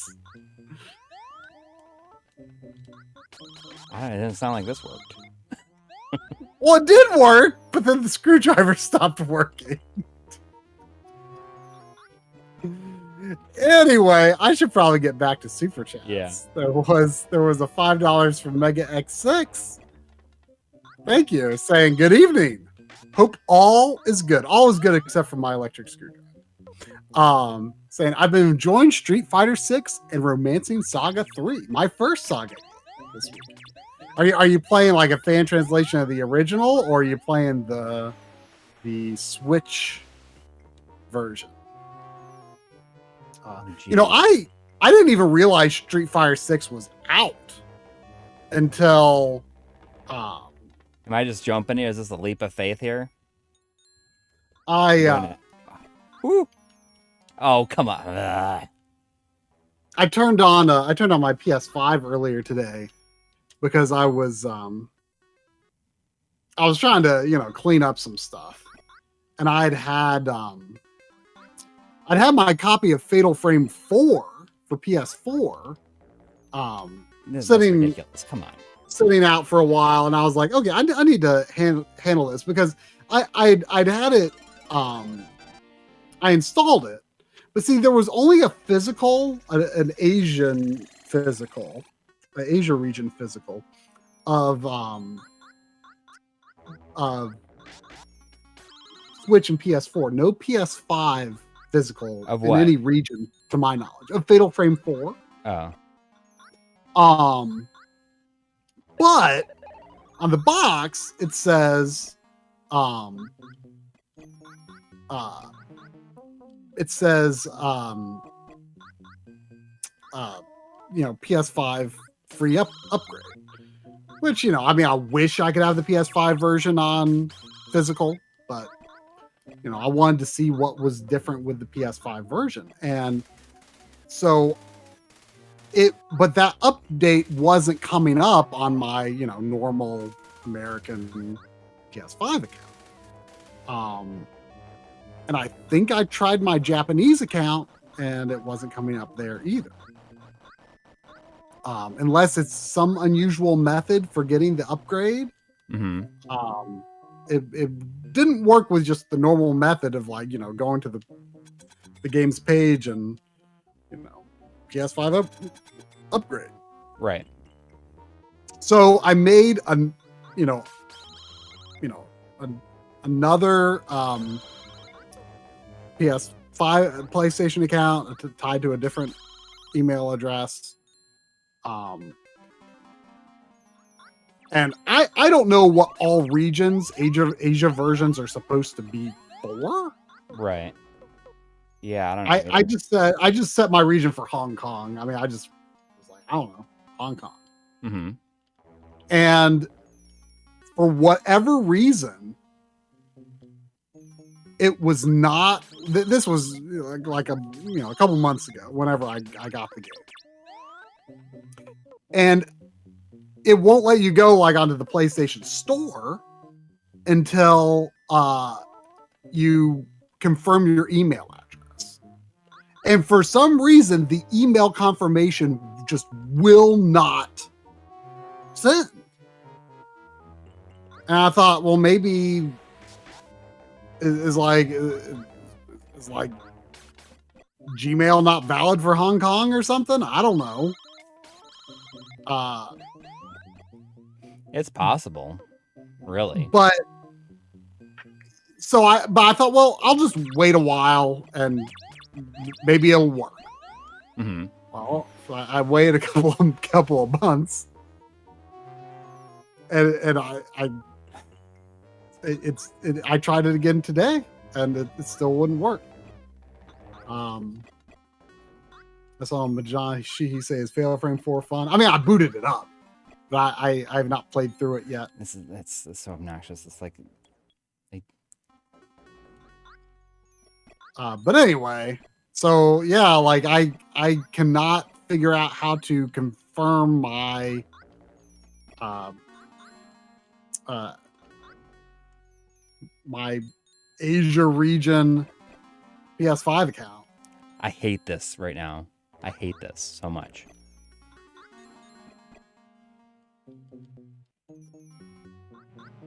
Yeah, this looks pretty nerve-wracking.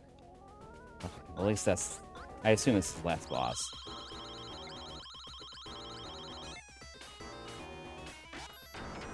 Whew. Can I use the... Can use the popcorn gun.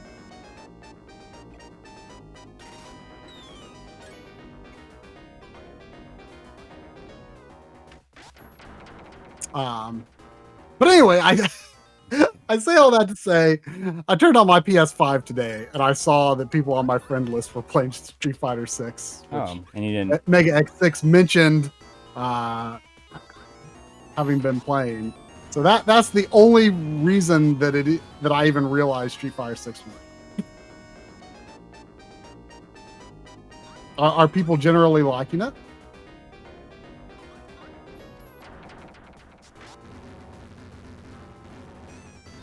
Like, it just seems really hard to make a new fighting game these days because people like just have like all these long-standing, expectations for how certain series play and how certain characters are, stuff like that. It just seems really difficult to please everyone. All right, I guess we're doing that again. I gotta do that. I have a better feel for it. Oh, did you not have a 0th life? I guess not. Bummer. Oh yeah, I just saw it now. You died and it immediately went to 0 and the game over popped up.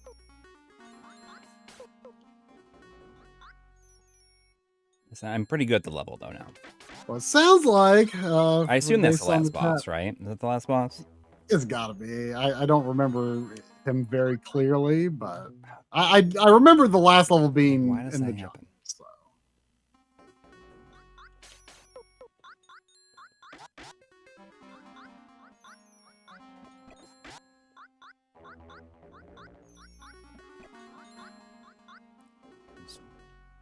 I don't know why that happened.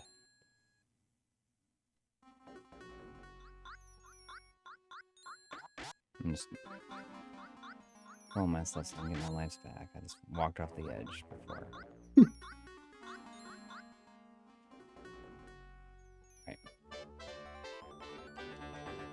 Oh, come on. I mean, that's my thing. I'm just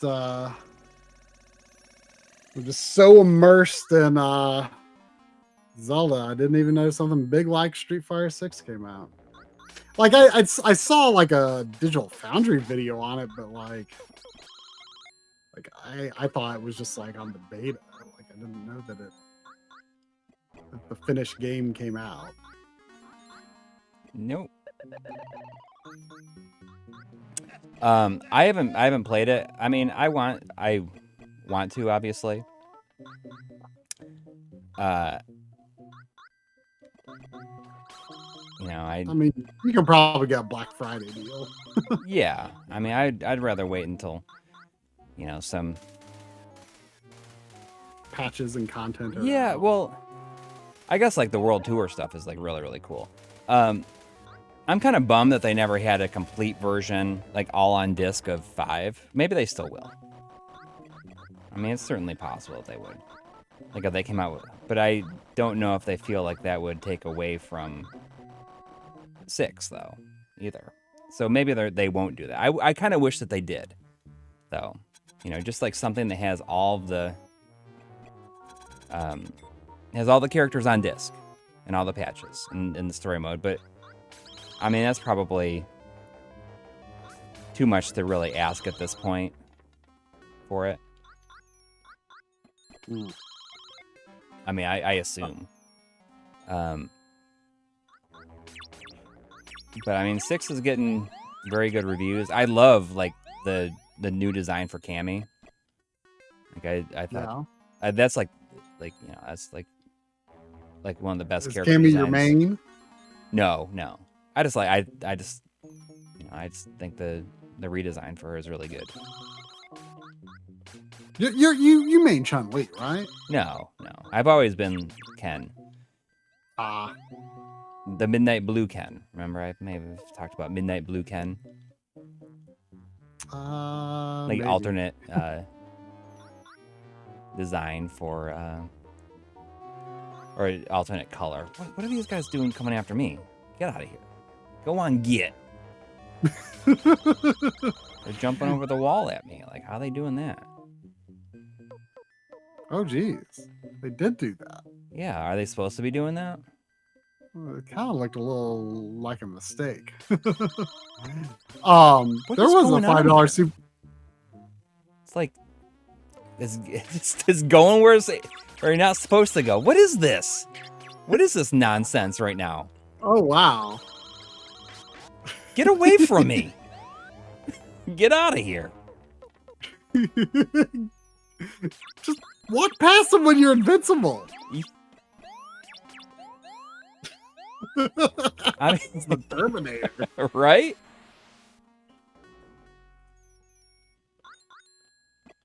But anyway, there was a $5 super chat from Mike Sherry Oh, thank you. saying, "What is the story here for Donald doing the exploration? Was it between his stint in the Navy and becoming a TV cameraman?" I mean, I would say this would have to be like pre-DuckTales, right? Because Huey, Dewey, and Louie seem to be hanging out with Donald and not Scrooge. So and Scrooge isn't in this, I don't think, unless he's in some of the story scenes. I mean, I guess it could be like after DuckTales, like when the nephews are.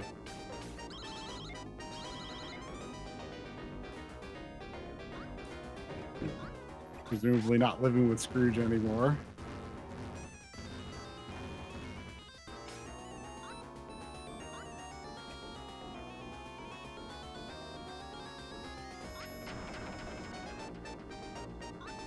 Although the new DuckTales, Donald lives with them. Like he's like not off in the Navy.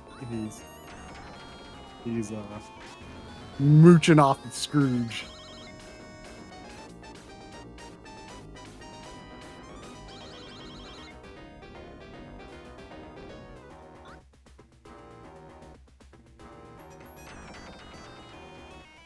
You know, I don't know why this boss, like it's I mean, like, you know, all the Duck characters have basically the same face, but for some reason this boss, even though it's clearly not Magic and Dispel, like something about the boss's face makes me think of Magic and Dispel, even though the rest of the body is clearly not. Why is it going right through him?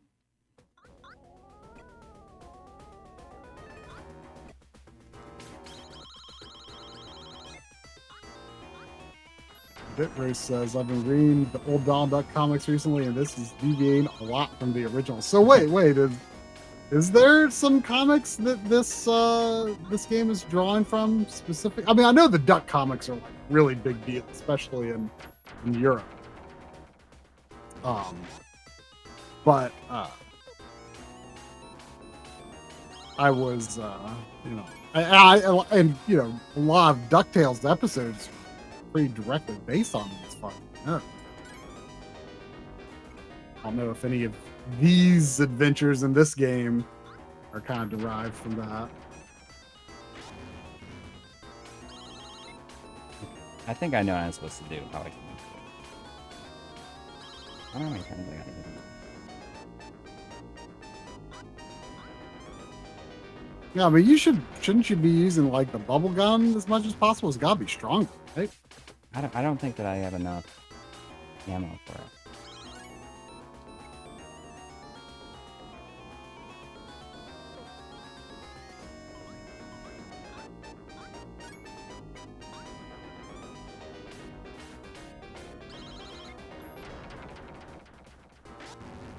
It's just my hitbox is so huge. It's that big duck butt. Yeah.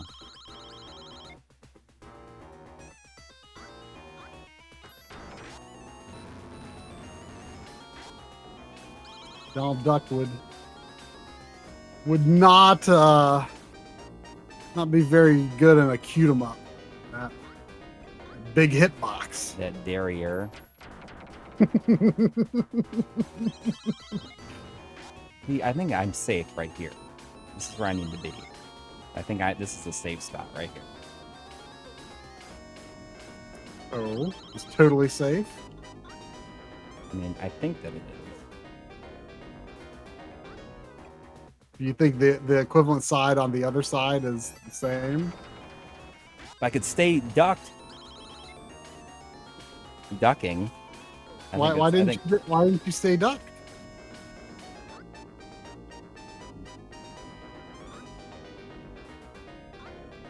I'm trying to get him to do a better job of ducking than the. Yeah, I'm doing okay. Than the big six. Yeah, the big six. It's a joke. If I can make it to him with a full health, with a full bill of health, that should be okay. Full bill of health. like a duck bill. Yes.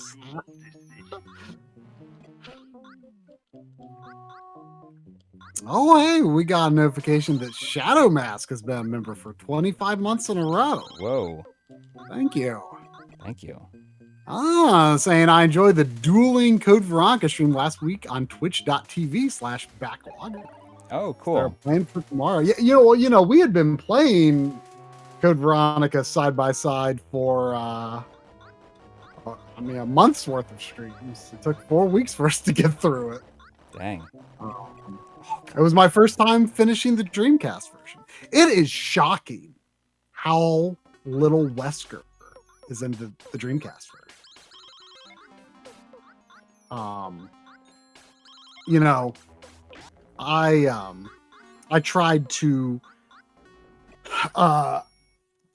find out ahead of time, you know, like what are the differences? Because I was like, oh, you know, it might be kind of cool to just play the Dreamcast version because, you know, first of all, it would look really good with the DC digital, and second of all, you know, it was playing like an hour or two of Code Veronica on my cousin's Dreamcast was like kind of my first hands-on experience with Resident Evil. Like I'd watched friends play it, but was always like kind of afraid of it. I'm like, oh, I don't think I'm going to enjoy playing it. And then, you know, I tried a little bit of, you know, Code Veronica on Dreamcast. I'm like, oh, and then, you know, it's not that bad.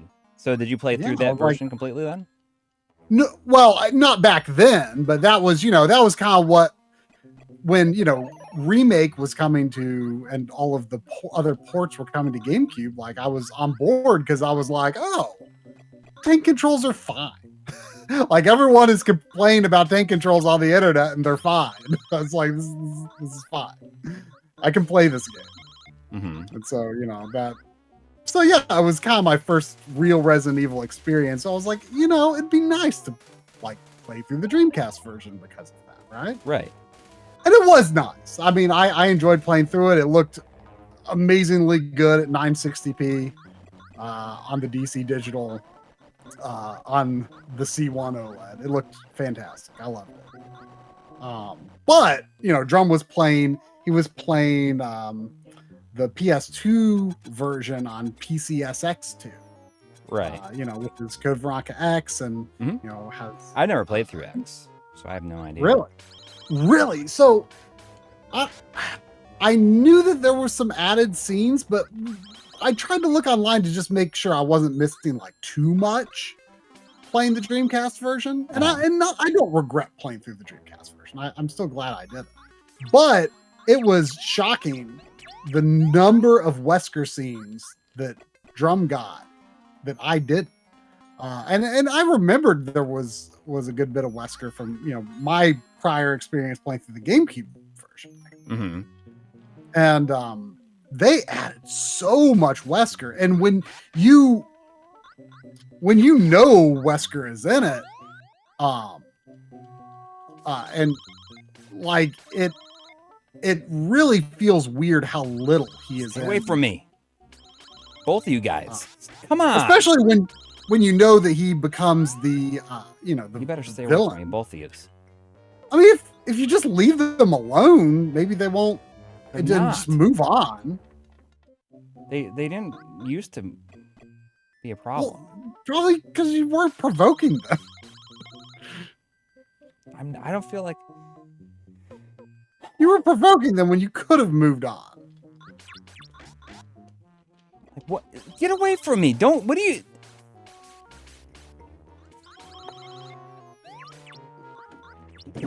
Holy mackerel! Why? Just come on and get me. Come Like in. it all. But anyway, I mean, I think Wesker being in the game is probably like the most appealing thing about it, and it kind of sets up things for RE4 a little bit, even though he's not really in that. But Ada is working for him, kind of as like her own double agent, basically, though, and of course, sets him up to be the main villain of RE5. So anyway, it feels really weird how little he's in it.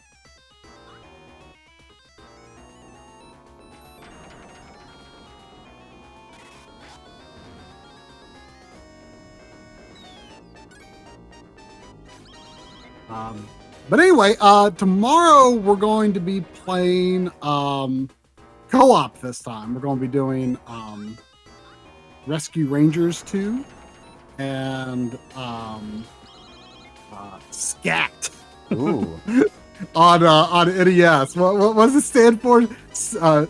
Special Cybernetic Attack Team or something like that. The game the NES game that's like basically Forgotten Worlds. So yeah, we so those are kind of the main things that we do on the Backloggery streams. Typically, is we either are like working through the same game together, or playing co-op. Like we're working through like a single player game, both playing, and just having the both stream feeds in the stream.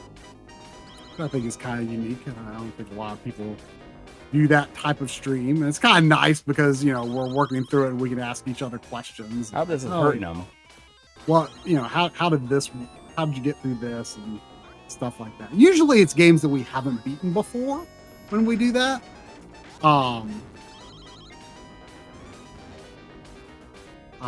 But in this case, it was Code Veronica's something we started this year. Nice. We call them community directorships, where we put it up every once in a while where people like can collectively do donations towards a goal where we will do something that we know we would enjoy doing, like replay a classic game, or do like a randomizer or community multiplayer night or something like that. But we always are so focused on the back, right? We're focused on beating games we haven't beaten. So that's what we tend to do. And we don't do some of these things like replay that we know we would enjoy. So that was why we came up with the community directorship idea, to like give us an incentive to do things like, hey, we've both only played through Code Veronica once, I think. So why not replay? So anyway, and then after that, in a couple of weeks, we're going to start playing through Baldur's Gate Dark Alliance 2. Ooh. PS2 version.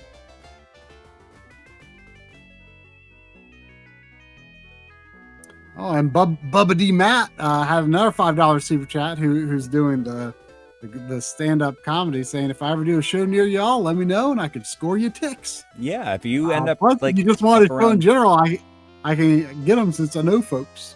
Yeah. I mean, if you ever find yourself in Northern Kentucky, let me know. I'd definitely come out and support you.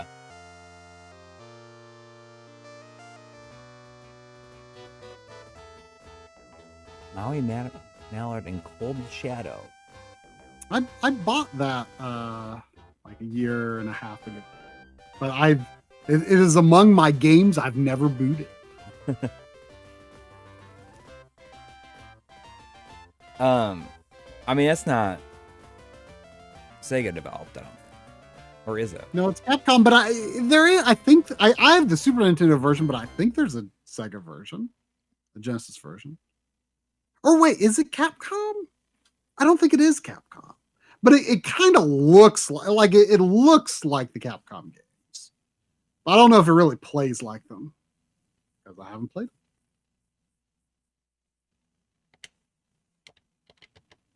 them. It's a hard lock. Oh man, that's no, so it's not. Like, it goes back to the typical on Sega games. I don't think Sega games typically do hard locks. Yeah, hard lock is the way to go, man. That's just like this game is so done. Make you turn it off. Yeah, make you turn it off too. You have to turn it off the system. Like that's man. Does anyone else have an affinity for hard locks? Like you and me and Drum like make a big deal out. Yeah, well, I mean it's cool when they happen. Like I don't know. Like I miss that. I hate how like now it's always like, oh, you gotta save your system data so you can unlock stuff, and sometimes I like the purity of. I mean, this game is just it's done. Yeah, you finished it. It's over. So there's no difficulty level. I mean, I've beaten this. You should have it marked complete on your backlogger if you kept it up to date. I kept it up to date. One of these days, it'll probably take me a full week to probably update it. But it's too hot. It's funny because like the chili peppers are like they get like a whole point in the HUD, but it's like barely even in the game. Yeah, that's true. Well, in general, I think video games have this habit of just like putting invincibility powers like where they are the least useful. Yeah. like Castlevania in particular, Drum and I joke about all the time how there's like possibly no invincibility like potions like at the very end of the scene. Or they do it with the crosses too. Like they're like the last candle on like each area in an area. Yeah, like Castlevania is just real bad at placing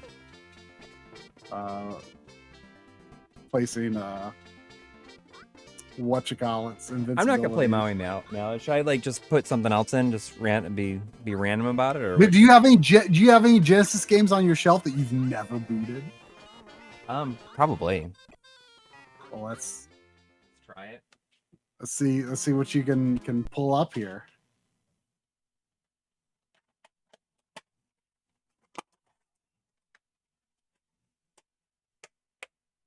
Yes, Alex Gavin. I also think about the Ocarina of Time hard lock. Like especially after like a longer more involved game like that. Like something about just seeing that, after this big experience, and it's just like it's there, it's over. And it's just like I don't know, it just you sort of sit there and stare at that at the end, and it kind of feels like I did it. Like they're just displaying your accomplishment there to see on screen and to just bask in for as long as you need, like, I did that. The end. I did that. Whereas like now it's like, it's like, all right, you beat it, but now you got to play New Game Plus. And I kind of, I don't know. It's cool. There have definitely been cool things done with it, but I feel like, does anyone else feel the same way? Where, like, my introduction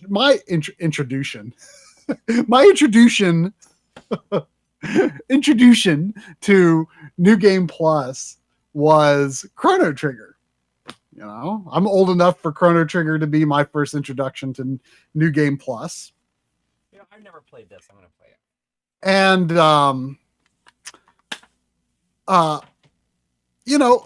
you carry everything over, and you are powerful. You carry over your levels. You're very strong. The game is a breeze, and there's something very satisfying about just like going through the game and just one-shotting everything, just running through it. I know that it's not, you lose the challenge aspect, but oh no.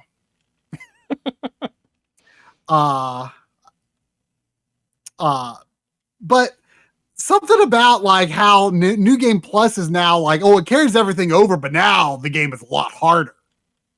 Like, I don't know. Like, I wish they'd just call it something different. Like, New Game Plus to me means now I get to run through the game and it's really easy. Like, I get to run through it just for the heck of it, just to enjoy the story and the atmosphere, but it's really easy now. That's what New Game Plus is. Or it's part of the step toward running through it multiple times to like get everything, or get all your characters to max level or something like that. I miss that. The only reason I have this game is because it's a black box game. So is it considered bad? I don't really know. I have no idea what the general consensus is. I get this, so like I gotta be honest with you. What's the McDonald's game called? That's the Global Gladiators. Global Gladiators. Like, and I get that game. Like, if you had said, hey, that McDonald's game, Toxic Crusaders, I'd be like, oh yeah, that's one of those like shiny entertainment games, right? And it's the movie, right? The movie Toxic Crusader. It's kind of like a legendary B movie. That's where didn't James Gunn like work on Toxic Crusader, or he worked for Troma, like James Gunn, who like directed like the. Oh, sure. So he worked for Troma, for like who made like Toxic Crusader and a lot of other movies like for a long time. Like, so it was a live action or animated? Oh yeah, it's live action. And then for some reason, I don't know why, but like they made a cartoon out of it, which is weird. Well, okay, so see, like there was like a trailer for like a new Toxic Crusaders game. Yeah, there's another one from Retrode Games. And so I was not aware of. I don't even know. Like when I saw that trailer, that was when it clicked in my head that like, oh wait, like this is a separate property from that McDonald's thing. Is it Toxic Avenger or Toxic Crusader is the cartoon show? Okay, so Avenger was the movie. Yeah, but I mean, it's the same thing. I mean, obviously, but my point is, I at some point I had heard the name Toxic Crusaders, and in my brain filled in the blank of it being that McDonald's game. I see. Yeah. And I didn't realize it was its own thing until I saw that trailer. And then I saw it was a cartoon show, and now the fact that you're telling me it's a movie is also news to me. Yeah, but the movie is Toxic Avenger. But I mean, it's like, it's the same. I wonder why they changed it. Maybe Avenger was too load of a term for a kid's show. It's just weird. Like, this game is horrible. Just like I don't really know what's going on, and I'm making fun of it because I don't really know. I'm probably not even playing it right. Probably not. Bitrose says McDonald's and Toxic Crusaders are easily mistakable. The reason I get confused is because I'm talking about the shiny. I'm not talking about Treasureland Adventures. I'm talking about Global Gladiators, which is that like shiny entertainment. Which I know a lot of people love the shiny entertainment stuff, Earthworm Jim and all. I don't like that style of game. Like I don't like how that style of 2D sprite-based game plays with those, really elaborate animations and stuff, and the really detailed backgrounds that, are a little hard to see, where you can stand and where you can't, and the animations just kind of make it a little harder to play, in my opinion. But anyway, but because it's like it's got this whole like like Captain Planet-esque sort of thing about it, right? Where it's like about like the environment. Right.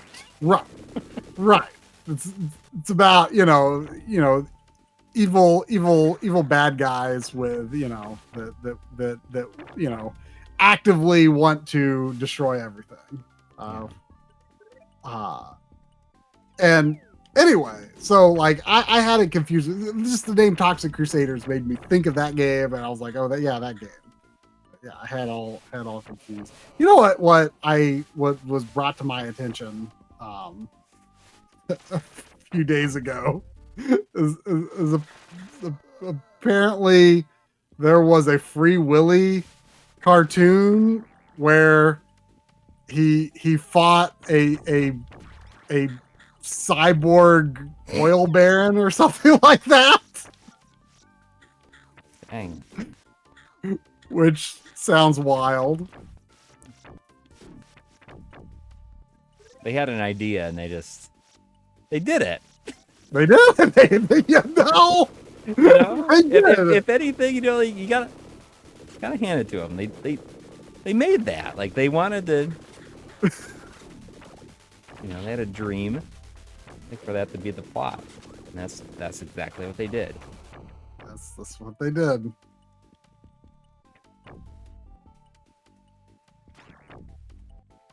That is what they did.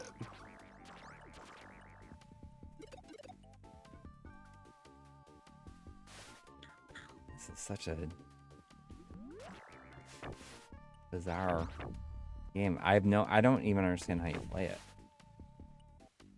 I mean, I don't know if I'm doing it right. But it's one of those games that just feels like your characters like move so haphazardly. There's zero weight behind your character. There was I'm sorry I didn't see this one sooner. There was a $5 super chat from Junko988. Thank you. Saying what Nintendo IP could we take a break from for about a generation, such as Metroid during the SNES era? That's a great question. Yeah. Well, I mean, I think you meant Metroid during the N64. SNES was the last time we got a Metroid game, and then came back, guns blazing on GameCube. Yeah. Where I guess take some time off to like let people feel. I mean, Kid Icarus like they probably right about in that they now. Make them miss it. Yeah. I mean, how about Smash Brothers? Yeah. Right. Like Smash Brothers, like I want to see, or Mario Kart even. Yeah, I mean, I don't know if Sakurai considers himself like semi-retired at this point, but like I'd like to see his talents go to anything but Smash Brothers. I mean, I like Smash Brothers well enough, but like it's been done so many times, and he hasn't had the luxury of doing something completely different like Kid Icarus Uprising since Kid Icarus Uprising. And I wouldn't mind Fire Emblem taking a break for a generation, because I'm 2 games behind at this point.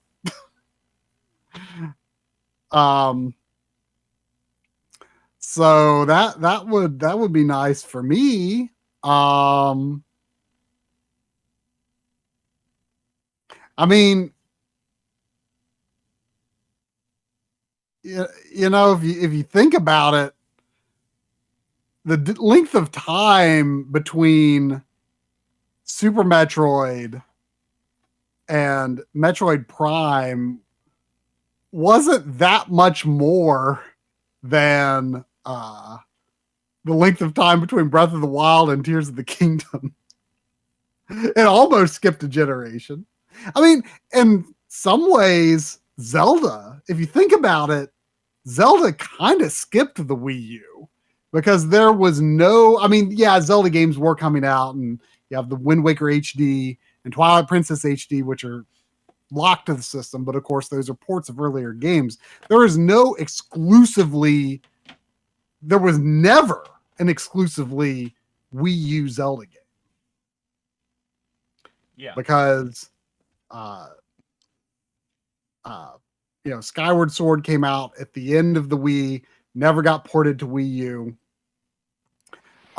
And the next new Zelda game was for 3DS with a Link Between Worlds, and the next like big console one was Breath of the Wild, which launched simultaneously on Wii U and Switch, even though, you know, for a long time it was, you know, just believed to be a Wii U game.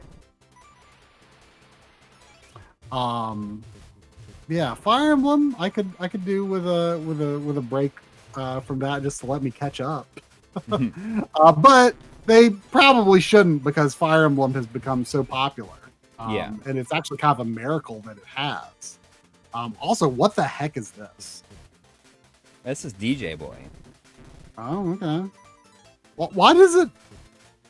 Am I crazy, or is it unusual to have cram dots at the top of the screen? I mean, I've seen it sometimes, but it's not very. I'm used to it being at the bottom. They crammed all the dots on the top this time. Cramming them in there. Let's see. What other Nintendo games could do with a Nintendo series would be all right to skip a generation. I mean, if you think about it, it's actually kind of amazing that Pikmin, you know, it finally got a long-awaited sequel on Wii U. You know, aside from the ports, you know, to Wii, it, you know, basically skipped Wii, and you know, it was amazing after so long to finally get a Pikmin 3.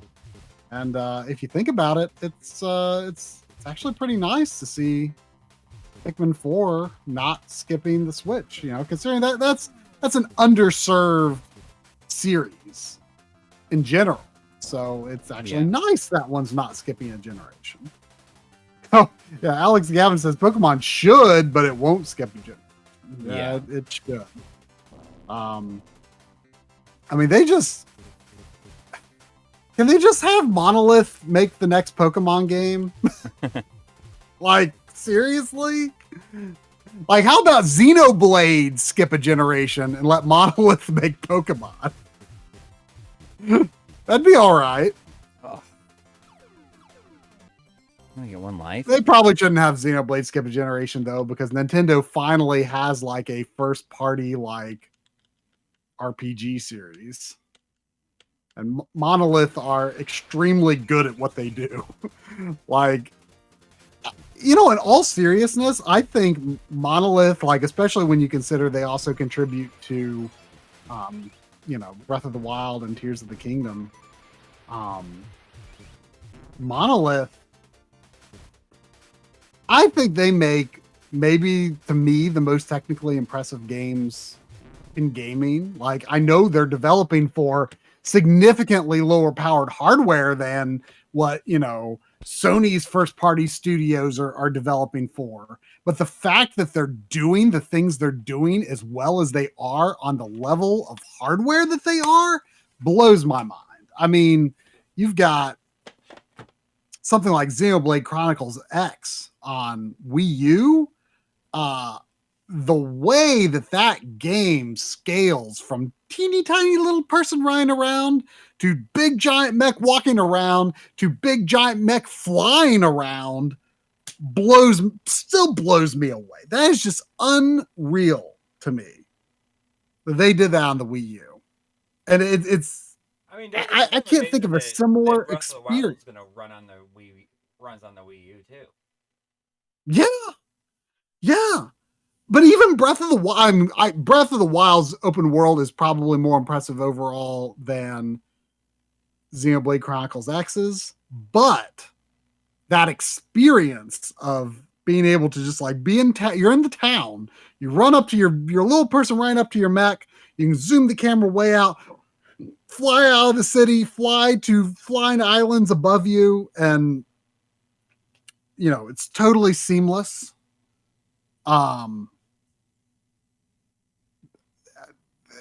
I mean that's just a completely unique experience that I don't know if there's any equivalent to that on PS4, PS5, Xbox systems. I've not come across anything that feels that way, and the way that they just have that world just scaled from those different sizes of characters all the way up to flying, it blows me away. And Tears of the Kingdom, I mean, the way it's just, seamless from the ground to the sky to the underground, and just the sheer distance that you can see. I mean, the level of detail that they have for distant stuff is quite shocking, I think. Yeah. For the Switch, I mean, you can look off on the distance, and sure, it's a lower fidelity in the distance, but you can still clearly parse and understand what it looks like, and all the pink and orange and yellow hues they have for when the sun is like shining the light off in the distance. It just creates just this incredible sense of scale of just being in this just vast world, and just like no open world on more powerful hardware just like gives me the feeling that those open worlds do. And Xenoblade and Switch, like that's just the stuff Monolith does is just unbelievable. And yeah, I saw who was it said someone KG said, if you played Disaster Day of Crisis, said Crisis Day of Disaster Day of Crisis on the Wii by Monolith. Yeah, which I want to play through that again. I actually rather enjoyed that. It's pretty campy. I have Disaster Report 4 on the PS4. Yeah. That would be a fun stream sometime. I played a demo. I played the Switch. I don't know if it was that. Like, I guess it's not that good, but that's the one that they delayed because of the tsunami. Oh, okay. There was some Disaster Report game on Switch that I downloaded the demo for. Man, it was bad on Switch, but I don't know if it could have been a decent game for all I know, but on Switch at least it was real rough. Disaster Report 4 is hilarious. Like, it's like, I mean, that's as awful as like the subject matter is. Like, they are kind of like funny, right? Because they're just ridiculous. Yeah, well, I mean, Disaster Day of Crisis. I mean, it's that's not even the same series, but that's the closest thing that I've played to one of those games. Yeah, I mean, it's just over the top. I mean, it's like one of those like, just those like over the top like CG disaster movies, right?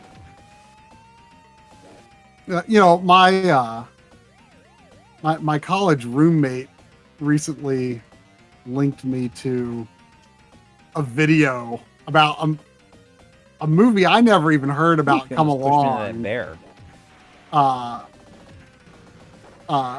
that is like. Did you know that, like, gosh, I think it was like last year, like Roland Emmerich made a movie that's like about the basically moon. Majora's Mask. About what? Oh yeah. Basically Majora's Mask. And then it goes like completely nuts at the end, and they go and like the moon is like it was like created by like ancient humans or something like that. Yeah, and like it's like some AI took over and like was causing the moon to crash into the earth, and it just looks like totally off the rails. Yeah, I mean it sounds like it. I mean, how bad could it be, really? I mean, it sounds like it could be a very enjoyable disaster on many levels. Right? It looked bonkers. And I think it's called Moonfall. Is that what it's called? Which is a cool name.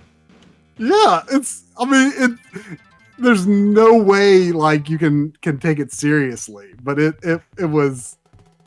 looked completely off the rails. Well, because not only that, but like the whole stuff about the actual like what's causing it was like left out of all trailers. Like that, I guess that twist was completely preserved. For like when it was released, and then it like, I mean, it didn't do good. I don't think it wasn't. No, apparently it did horrible. I mean, that's why people haven't even heard of it. Yeah. But yeah, it sounds hilarious, and I kind of want to watch it. But like, you know, like I'm pretty sure it's on HBO those Max. games, those disaster games, I think can be that kind of cheese. I mean, Roland Emmerich, he doesn't make. I mean, as Alex Gibbons saying, he doesn't make good movies, but I mean, come on. I mean, didn't he make? He made Stargate, which is a good movie. I mean, I liked Independence Day. Independence Day is pretty good. Back when it was new, but I haven't watched it. Oh, I think it's pretty decent. Since I haven't watched it since like VHS days. Oh, I mean, I think I watched it with my son a while back, and I think it probably holds up decent. I mean, I've heard the new one isn't good, but like, I mean, what do you want? What do you even want from it? You start getting it. Because they were a million years ago. Yeah, I mean, they were what? Like, I mean, Stargate came out in what, like 93 or 94? I mean, he's made a good movie. He made a good movie 30 years ago. Right? I mean, but I mean, okay with like, that being. He clearly, I mean, he makes a very specific kind of movie. Yeah. Right? Like, you know, that's his thing. You're kind of stealing Leslie's clubs here. Club.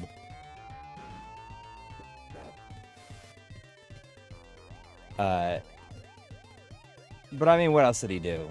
The Day After Tomorrow. I mean, I don't think I've seen any of his newer movies. Off the top of my head, the only movies of his I think I've seen are Independence Day and Godzilla. Was it 99 or whenever? Yeah. 98, oh, whenever so you've never out. even seen Stargate. Stargate's pretty good, I think. I don't think I've seen it. It's extremely, I guess, like compared to what he would go on to do, it's extremely reserved. But it's got Kurt Russell in it. Really? Okay. Yeah. I mean, you know, I can always watch a Kurt Russell movie. Yeah. Kurt Russell and James Spader, I think, are the ones in it. Or if there's somebody else.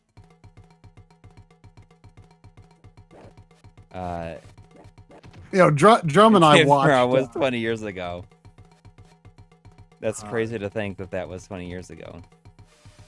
That's Day After Tomorrow is like when.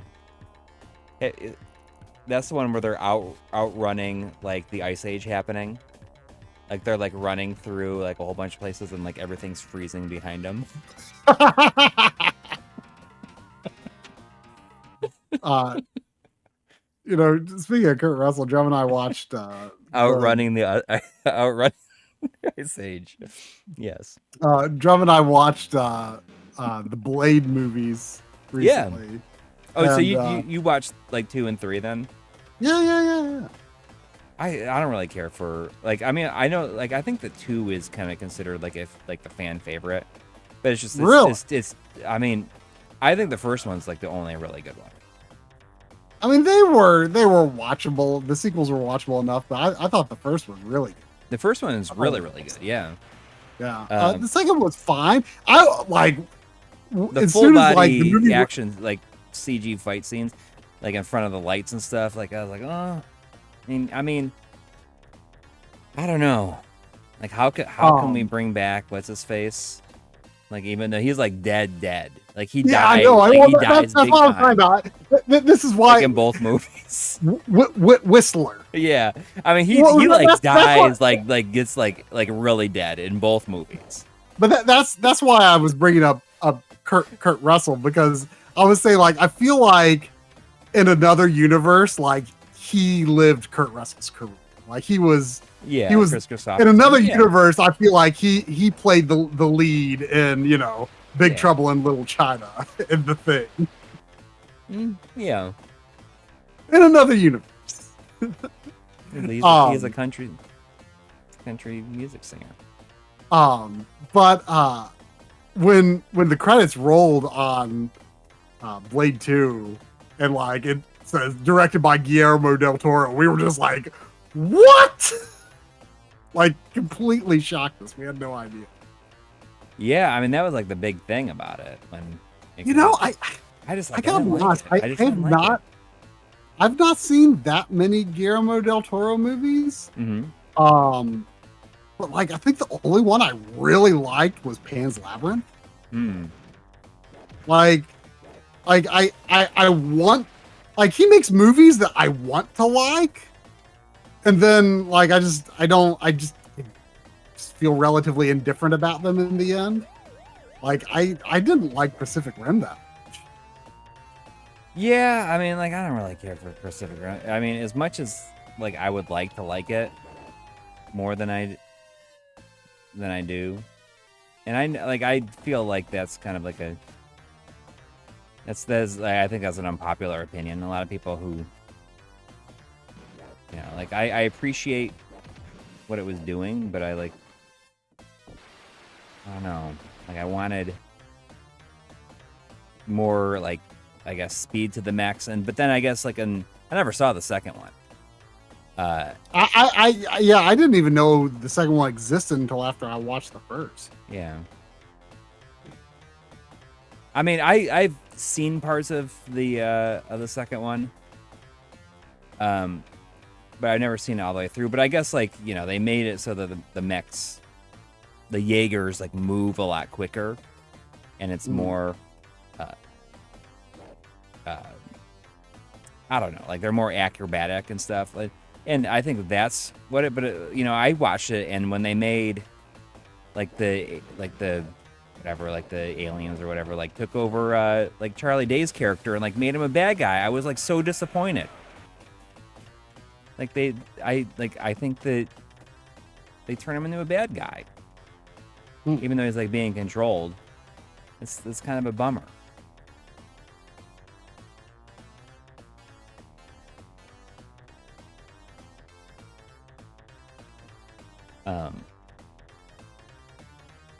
Kurt Russell and Death Proof. I've been listening to the audiobook for Once Upon a Time in Hollywood. I'm not going to be able to finish it before it's time to send it back, though. I think I got another week on it.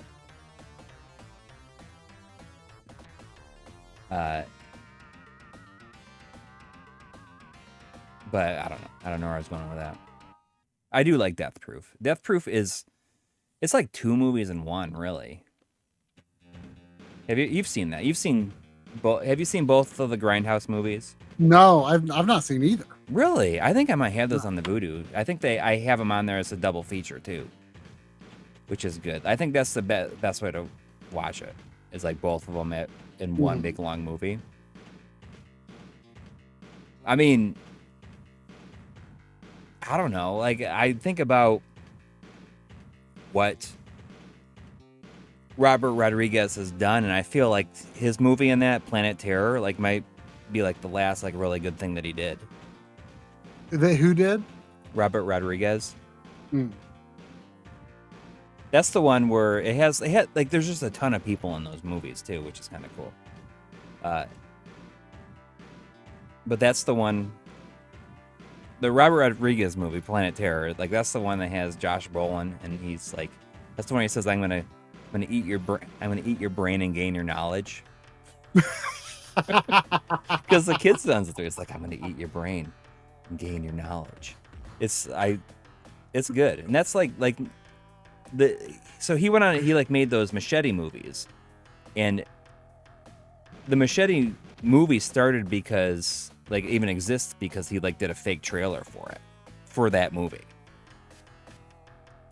I mean, and you know, like there's a bunch of people did fake trailers for it. I think it's. I just realized, are you not playing anymore? Because Oh, am I not? Your playing? hand is. You're talking with your hand. I know. It's just going. But yeah, I mean, yeah, I guess if Grindhouse, you know, Alex Gammon saying Grindhouse, arguably Robert Rodriguez's best movie and Quentin Tarantino's worst. But even that, like, you know, I remember it's just like, so Death Proof, I think is really good. And I think it stands better kind of on its own. It's just that it felt like it just kind of sucked the energy out of it after coming out of after Planet Terror, because Planet Terror is just like completely crazy. You know, like she amputates a leg and replace it with a machine gun. You should definitely watch Planet Terror. Oh, I think that's something you should put on your list, because it's well worth watching because it's just so crazy, and it's always fun just to see who's in it. It's definitely something I want to watch eventually, for sure. But Death Proof is good. To get to. I mean, Death Proof is good because like the back half of the movie is like the tables being turned on the villain to like an extreme level, and he just gets like completely like run through the ringer by the end of it. Oh, man. It's very therapeutic in a way. That made me think of this horror movie that we watched a few weeks ago. It was a Korean horror movie called I Saw the Devil. Mm-hmm. And it was pretty unique in that it was like basically a horror movie for the villain, for the slasher. Oh, because like he kills this like Korean like CIA, the Korean CIA, like he kills the fiance of this like Korean CIA equivalent agent. mm-hmm.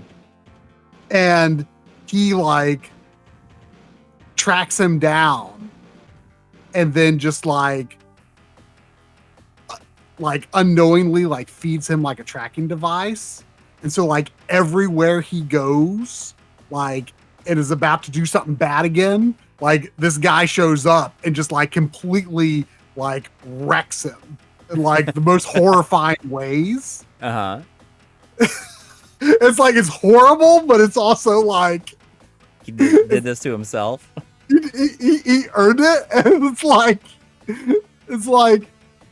he like keeps doing these things. He just like can't stop being a bad guy, and then like, well, you know, here he shows up. So it's like, because like it's kind of weird, because like at first it's like played like a very normal, you know, slasher horror movie, right? And then like it seems like pretty early on in the movie, it's like, oh, like he's about to kill this guy. Like it's over. Like, where's this going?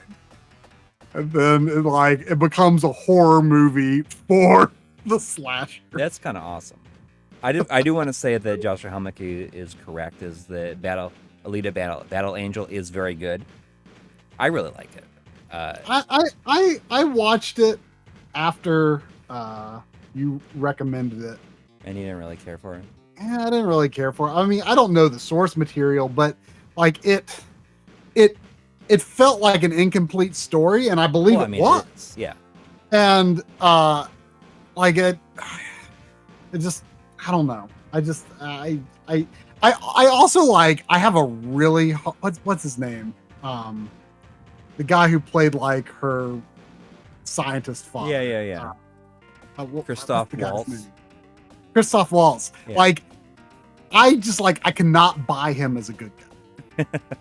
Like, that's a really hard sell, you know? Like, he is an amazing villain. Yeah. Like, as much as I think Spectre is a disappointing movie, like, casting him as Blofeld is perfect casting. Yeah. I don't like what they did with Blofeld, but he was the best choice of like modern actors to play Blofeld, hands down. Yeah. You know, great choice. Well, I really liked the movie. I thought it was well done, but I mean, in a way, that was almost more of a James Cameron movie because James Cameron was going to make that for years.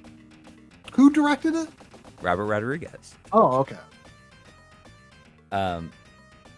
But when you talk about like turning the tables on the villains, I mean, one of my favorite things is like when movies are about people that like are invincible and they know it. Like I talk about that a lot because it's. Oh yeah.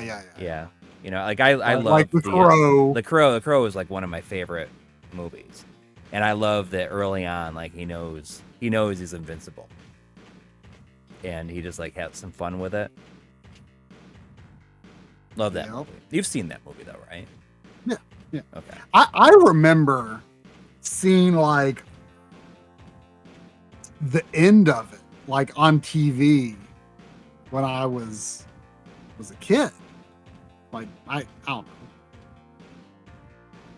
know. Probably like middle school, right? I remember seeing like just the very end. My uncle was watching on TV.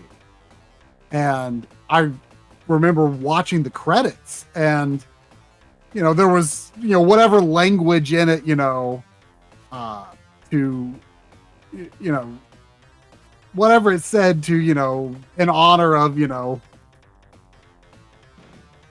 these people who died, right? Yeah. Brandon Lee. Yeah.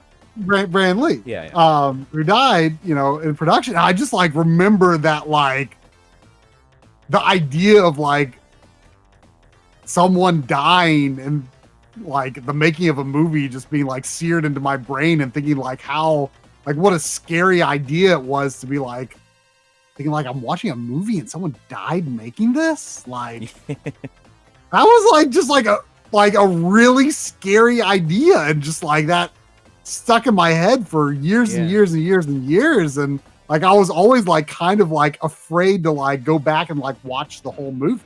Oh, okay. Because like I just saw like the end. Yeah, and yeah. Like probably like the last 5 or 10 minutes, and then the credits. Interesting. And just like the idea of someone dying in the making of a movie just scared the crap. Like I was just a very scary thing to think about. Yeah, you know, as everyone understands, like that movie has one of the best soundtracks of all time. But it's talking about like people dying. I mean, you ever see Twilight Zone, the movie? No, I haven't, but that's like really horrible. I know the story. That is like really horrible. Yeah. Really horrible. Yeah. I mean, that caused like a whole bunch of like changes. Right. And what's crazy is like the guy who directed that would go on to like, what did he do? What did John Landis do? He did like a ton of stuff. Oh yeah. Like it got like name. Did not really get in trouble at all. Is he more of a writer? Or maybe I'm thinking of someone else. I know that name for sure. Yeah. Yeah, I'm like Steven Spielberg, you know, was like the producer, right? Like, I mean, yeah. Oh, that's a pretty bad situation. Yeah. I mean, I don't know. Like, I feel like is the footage of the crash like out there? Does it exist? Oh no. or was it destroyed? I don't remember. Like the take where like Brandon Lee is killed is used in the movie, right? I don't know. I mean, I don't know when he actually was killed. I mean, I always thought it was the scene where he's like on the table, and he like, you know. I mean, I think it's near the end of the movie. Where, if I'm not you know, mistaken. he's, you know, what do you say? Like, you know, he's gonna kill him, and he's like, "I see you've made your decision. Now let's see you enforce it." I don't feel like that's like when. I don't think that that's when he was. Alex Gavin says it's definitely not. No, I mean, yeah, I mean that the helicopter crash. For some. Oh no, but I was talking about. Okay. The Crow. That I don't know. I don't know. If If that, okay, if so they any edited of the that take out. is-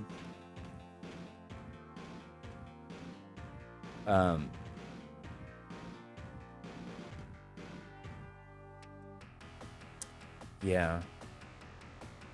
Wow, cheery subject to end the stream on. I know, right? Oh yeah, what was the poltergeist thing? Or wasn't it 2 or 3? Poltergeist. I mean, she had like cancer or whatever, right? Or no, she had like Right. she had the like something with her. It was necessarily cancer though. No, it was like I thought it was like a It rupture was or something like that in very her strange. like intestine or something like that. I don't. But like, there Or was she like was- this whole thing of like multiple people involved with the Poltergeist movies died. Like the guy who played the creepy guy in 2. I mean, of course he was. I mean, I think he was sick. When they filmed it, which is probably why. I mean, I mean, he was like Horrible Looked as like it is to 100 say, that might be 100 why years his old in the character movie. was so effective, right? yeah. Like, cause gosh, he is creepy as all get out. There was a Genghis Khan movie with John Wayne where most of the cast died from radiation. What? I finished Donald Duck. About 30 minutes ago. And now we're talking about people who died in. It's dying like in movies, like really actually dying. Yeah. Somehow we went down this rabbit hole From Donald Duck. from Donald Duck. Anyways, I think that's gonna do it. I'm gonna try and get that video out this week. I have like a thing I've kind of been working on. It's nothing exciting. It's just kind of a fun little thing that I meant to get done last week, but then I just didn't. I had to travel on Monday and Tuesday, and then I had like a bit of a crunch for stuff at work on Wednesday and Thursday, and went camping on Friday. So I didn't have time. But you figured out a few interesting things. I mean, it's mainly going to be silly and stupid. Yeah. It's like how to use this thing for stuff that it was like never really meant to work to be used. That's what we do. I know. Like how many things can I see if this thing works with that the people involved never tested it with? Yeah, like LG C2 OLED. I can't believe you don't work well with the Retrode 5X and the And this is like much smaller. And the N64 digital. How dare you? But in a roundabout way, I mean, should I tell you about the thing that like I figured out? Like in a roundabout way, I basically figured out how to use this thing to like in a way make a portable mister. Oh, that's right. That's right. That's what was so cool that you figured out. That's it. Yeah. I mean, if you don't mind carrying around a little bit of a thing, you can have like essentially a portable mister, and it works. That takes up like very little space. Very little space. But how long does the battery last? That 6 hours.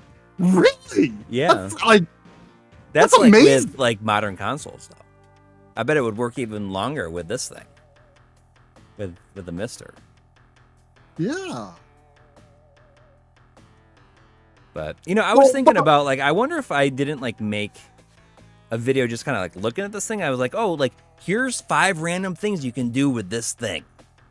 Like I should do videos more like that sometimes, where it's just like not like, hey, I'm gonna break down and analyze. Like, you know, here's a handful of. Here's 5 things that this device was never designed to do that actually sort of work. Yeah, like maybe that. I like that idea. Yeah, like maybe I should do some stuff like that every once in a while. Like, hey, here's a list of 10 things, you know, that. Like here's 10 things that you can do with this thing that nobody involved with the making of it ever thought that would be you could ever do with it. I mean, I don't think I can come up with 10 things, but I mean maybe like 5 things, or maybe I can be like, here's one thing that nobody involved. Here's a bunch of stuff that it can't do, but here's one thing that nobody involved ever anticipated it being used for. Yep. So, like, I don't know how you come up with an enticing title for this concept, but I like it. Yeah, top one thing that this device can do that nobody involved ever thought it would be used for. And I don't know if they're gonna be angry at me for suggesting that people do it. Yeah. Like, I tested all the dumb retro stuff that they don't want me to tell you about. Yeah. 5 things that the maker of this device will be angry at that we're telling you to try with it. or angry with you that doesn't work with it when it was never supposed to. Yeah. So, I mean, something like that could be fun just for like the silliness of it, right? Yeah. Top one thing. But I don't know. The top one thing. I know, Sandy. That should be like a whole thing. Joshua Helmicke is saying like, yes, we should have like a whole series called Top Ones. Top Ones. Yeah. Do you agree, Sandy? Oh, Master Safer has been a member for 1 month. Saying, I finally opened my M2 Blu-ray the other day. Corey's handwritten thank you note made my weekend. Thanks, you guys are the best. I always put a handwritten note that says thanks. Corey is one-upping me big time here. Yep. Wow. I always put a little... y'all better hope Corey mails your Blu-rays going forward. Yeah, I was just write thanks. So, Sandy, you're my top one. What I guess we haven't really said, like, so when you were here, we opened up like 15 copies or something like that of the Blu-ray, and both signed it. Oh yeah, I mean, it might be more than that. Have you been mailing those? No, I haven't been mailing those. But I was thinking about like just making a separate listing, for the same. If people wanted to order like another one, like I was like, we should just like if people would want to have ones that were signed that are open, like just like have that as another option of somebody that somebody could buy. But yeah, I mean, I said it last week, and I'll say it again. There's also stickers. I got like envelopes to like mail the stickers because I was sending them in like these little card envelopes before, and like the envelopes are so old that it's like the adhesive doesn't stick very well. So like I got ones that just like have built-in adhesive, and and true to like at least the mailers that I have, I got like the dark blue mailers to like kind of go with our color, and like these envelopes. I got some dark blue envelopes also. I mean, for the next while, you're probably gonna have to be ordering shipping Blu-ray orders because people will probably be ordering stickers with them, and I don't have. Yeah, then that's fine. Save some of the new batch for me. Yeah, well, I can send you. I have like 4. I could probably send you like a pack of 50. Yeah. But yeah, I mean, if I'm the one who ships you're gonna have to start doing thanks. Yeah. It's a lot of work. I mean, it's just like a little post-it note.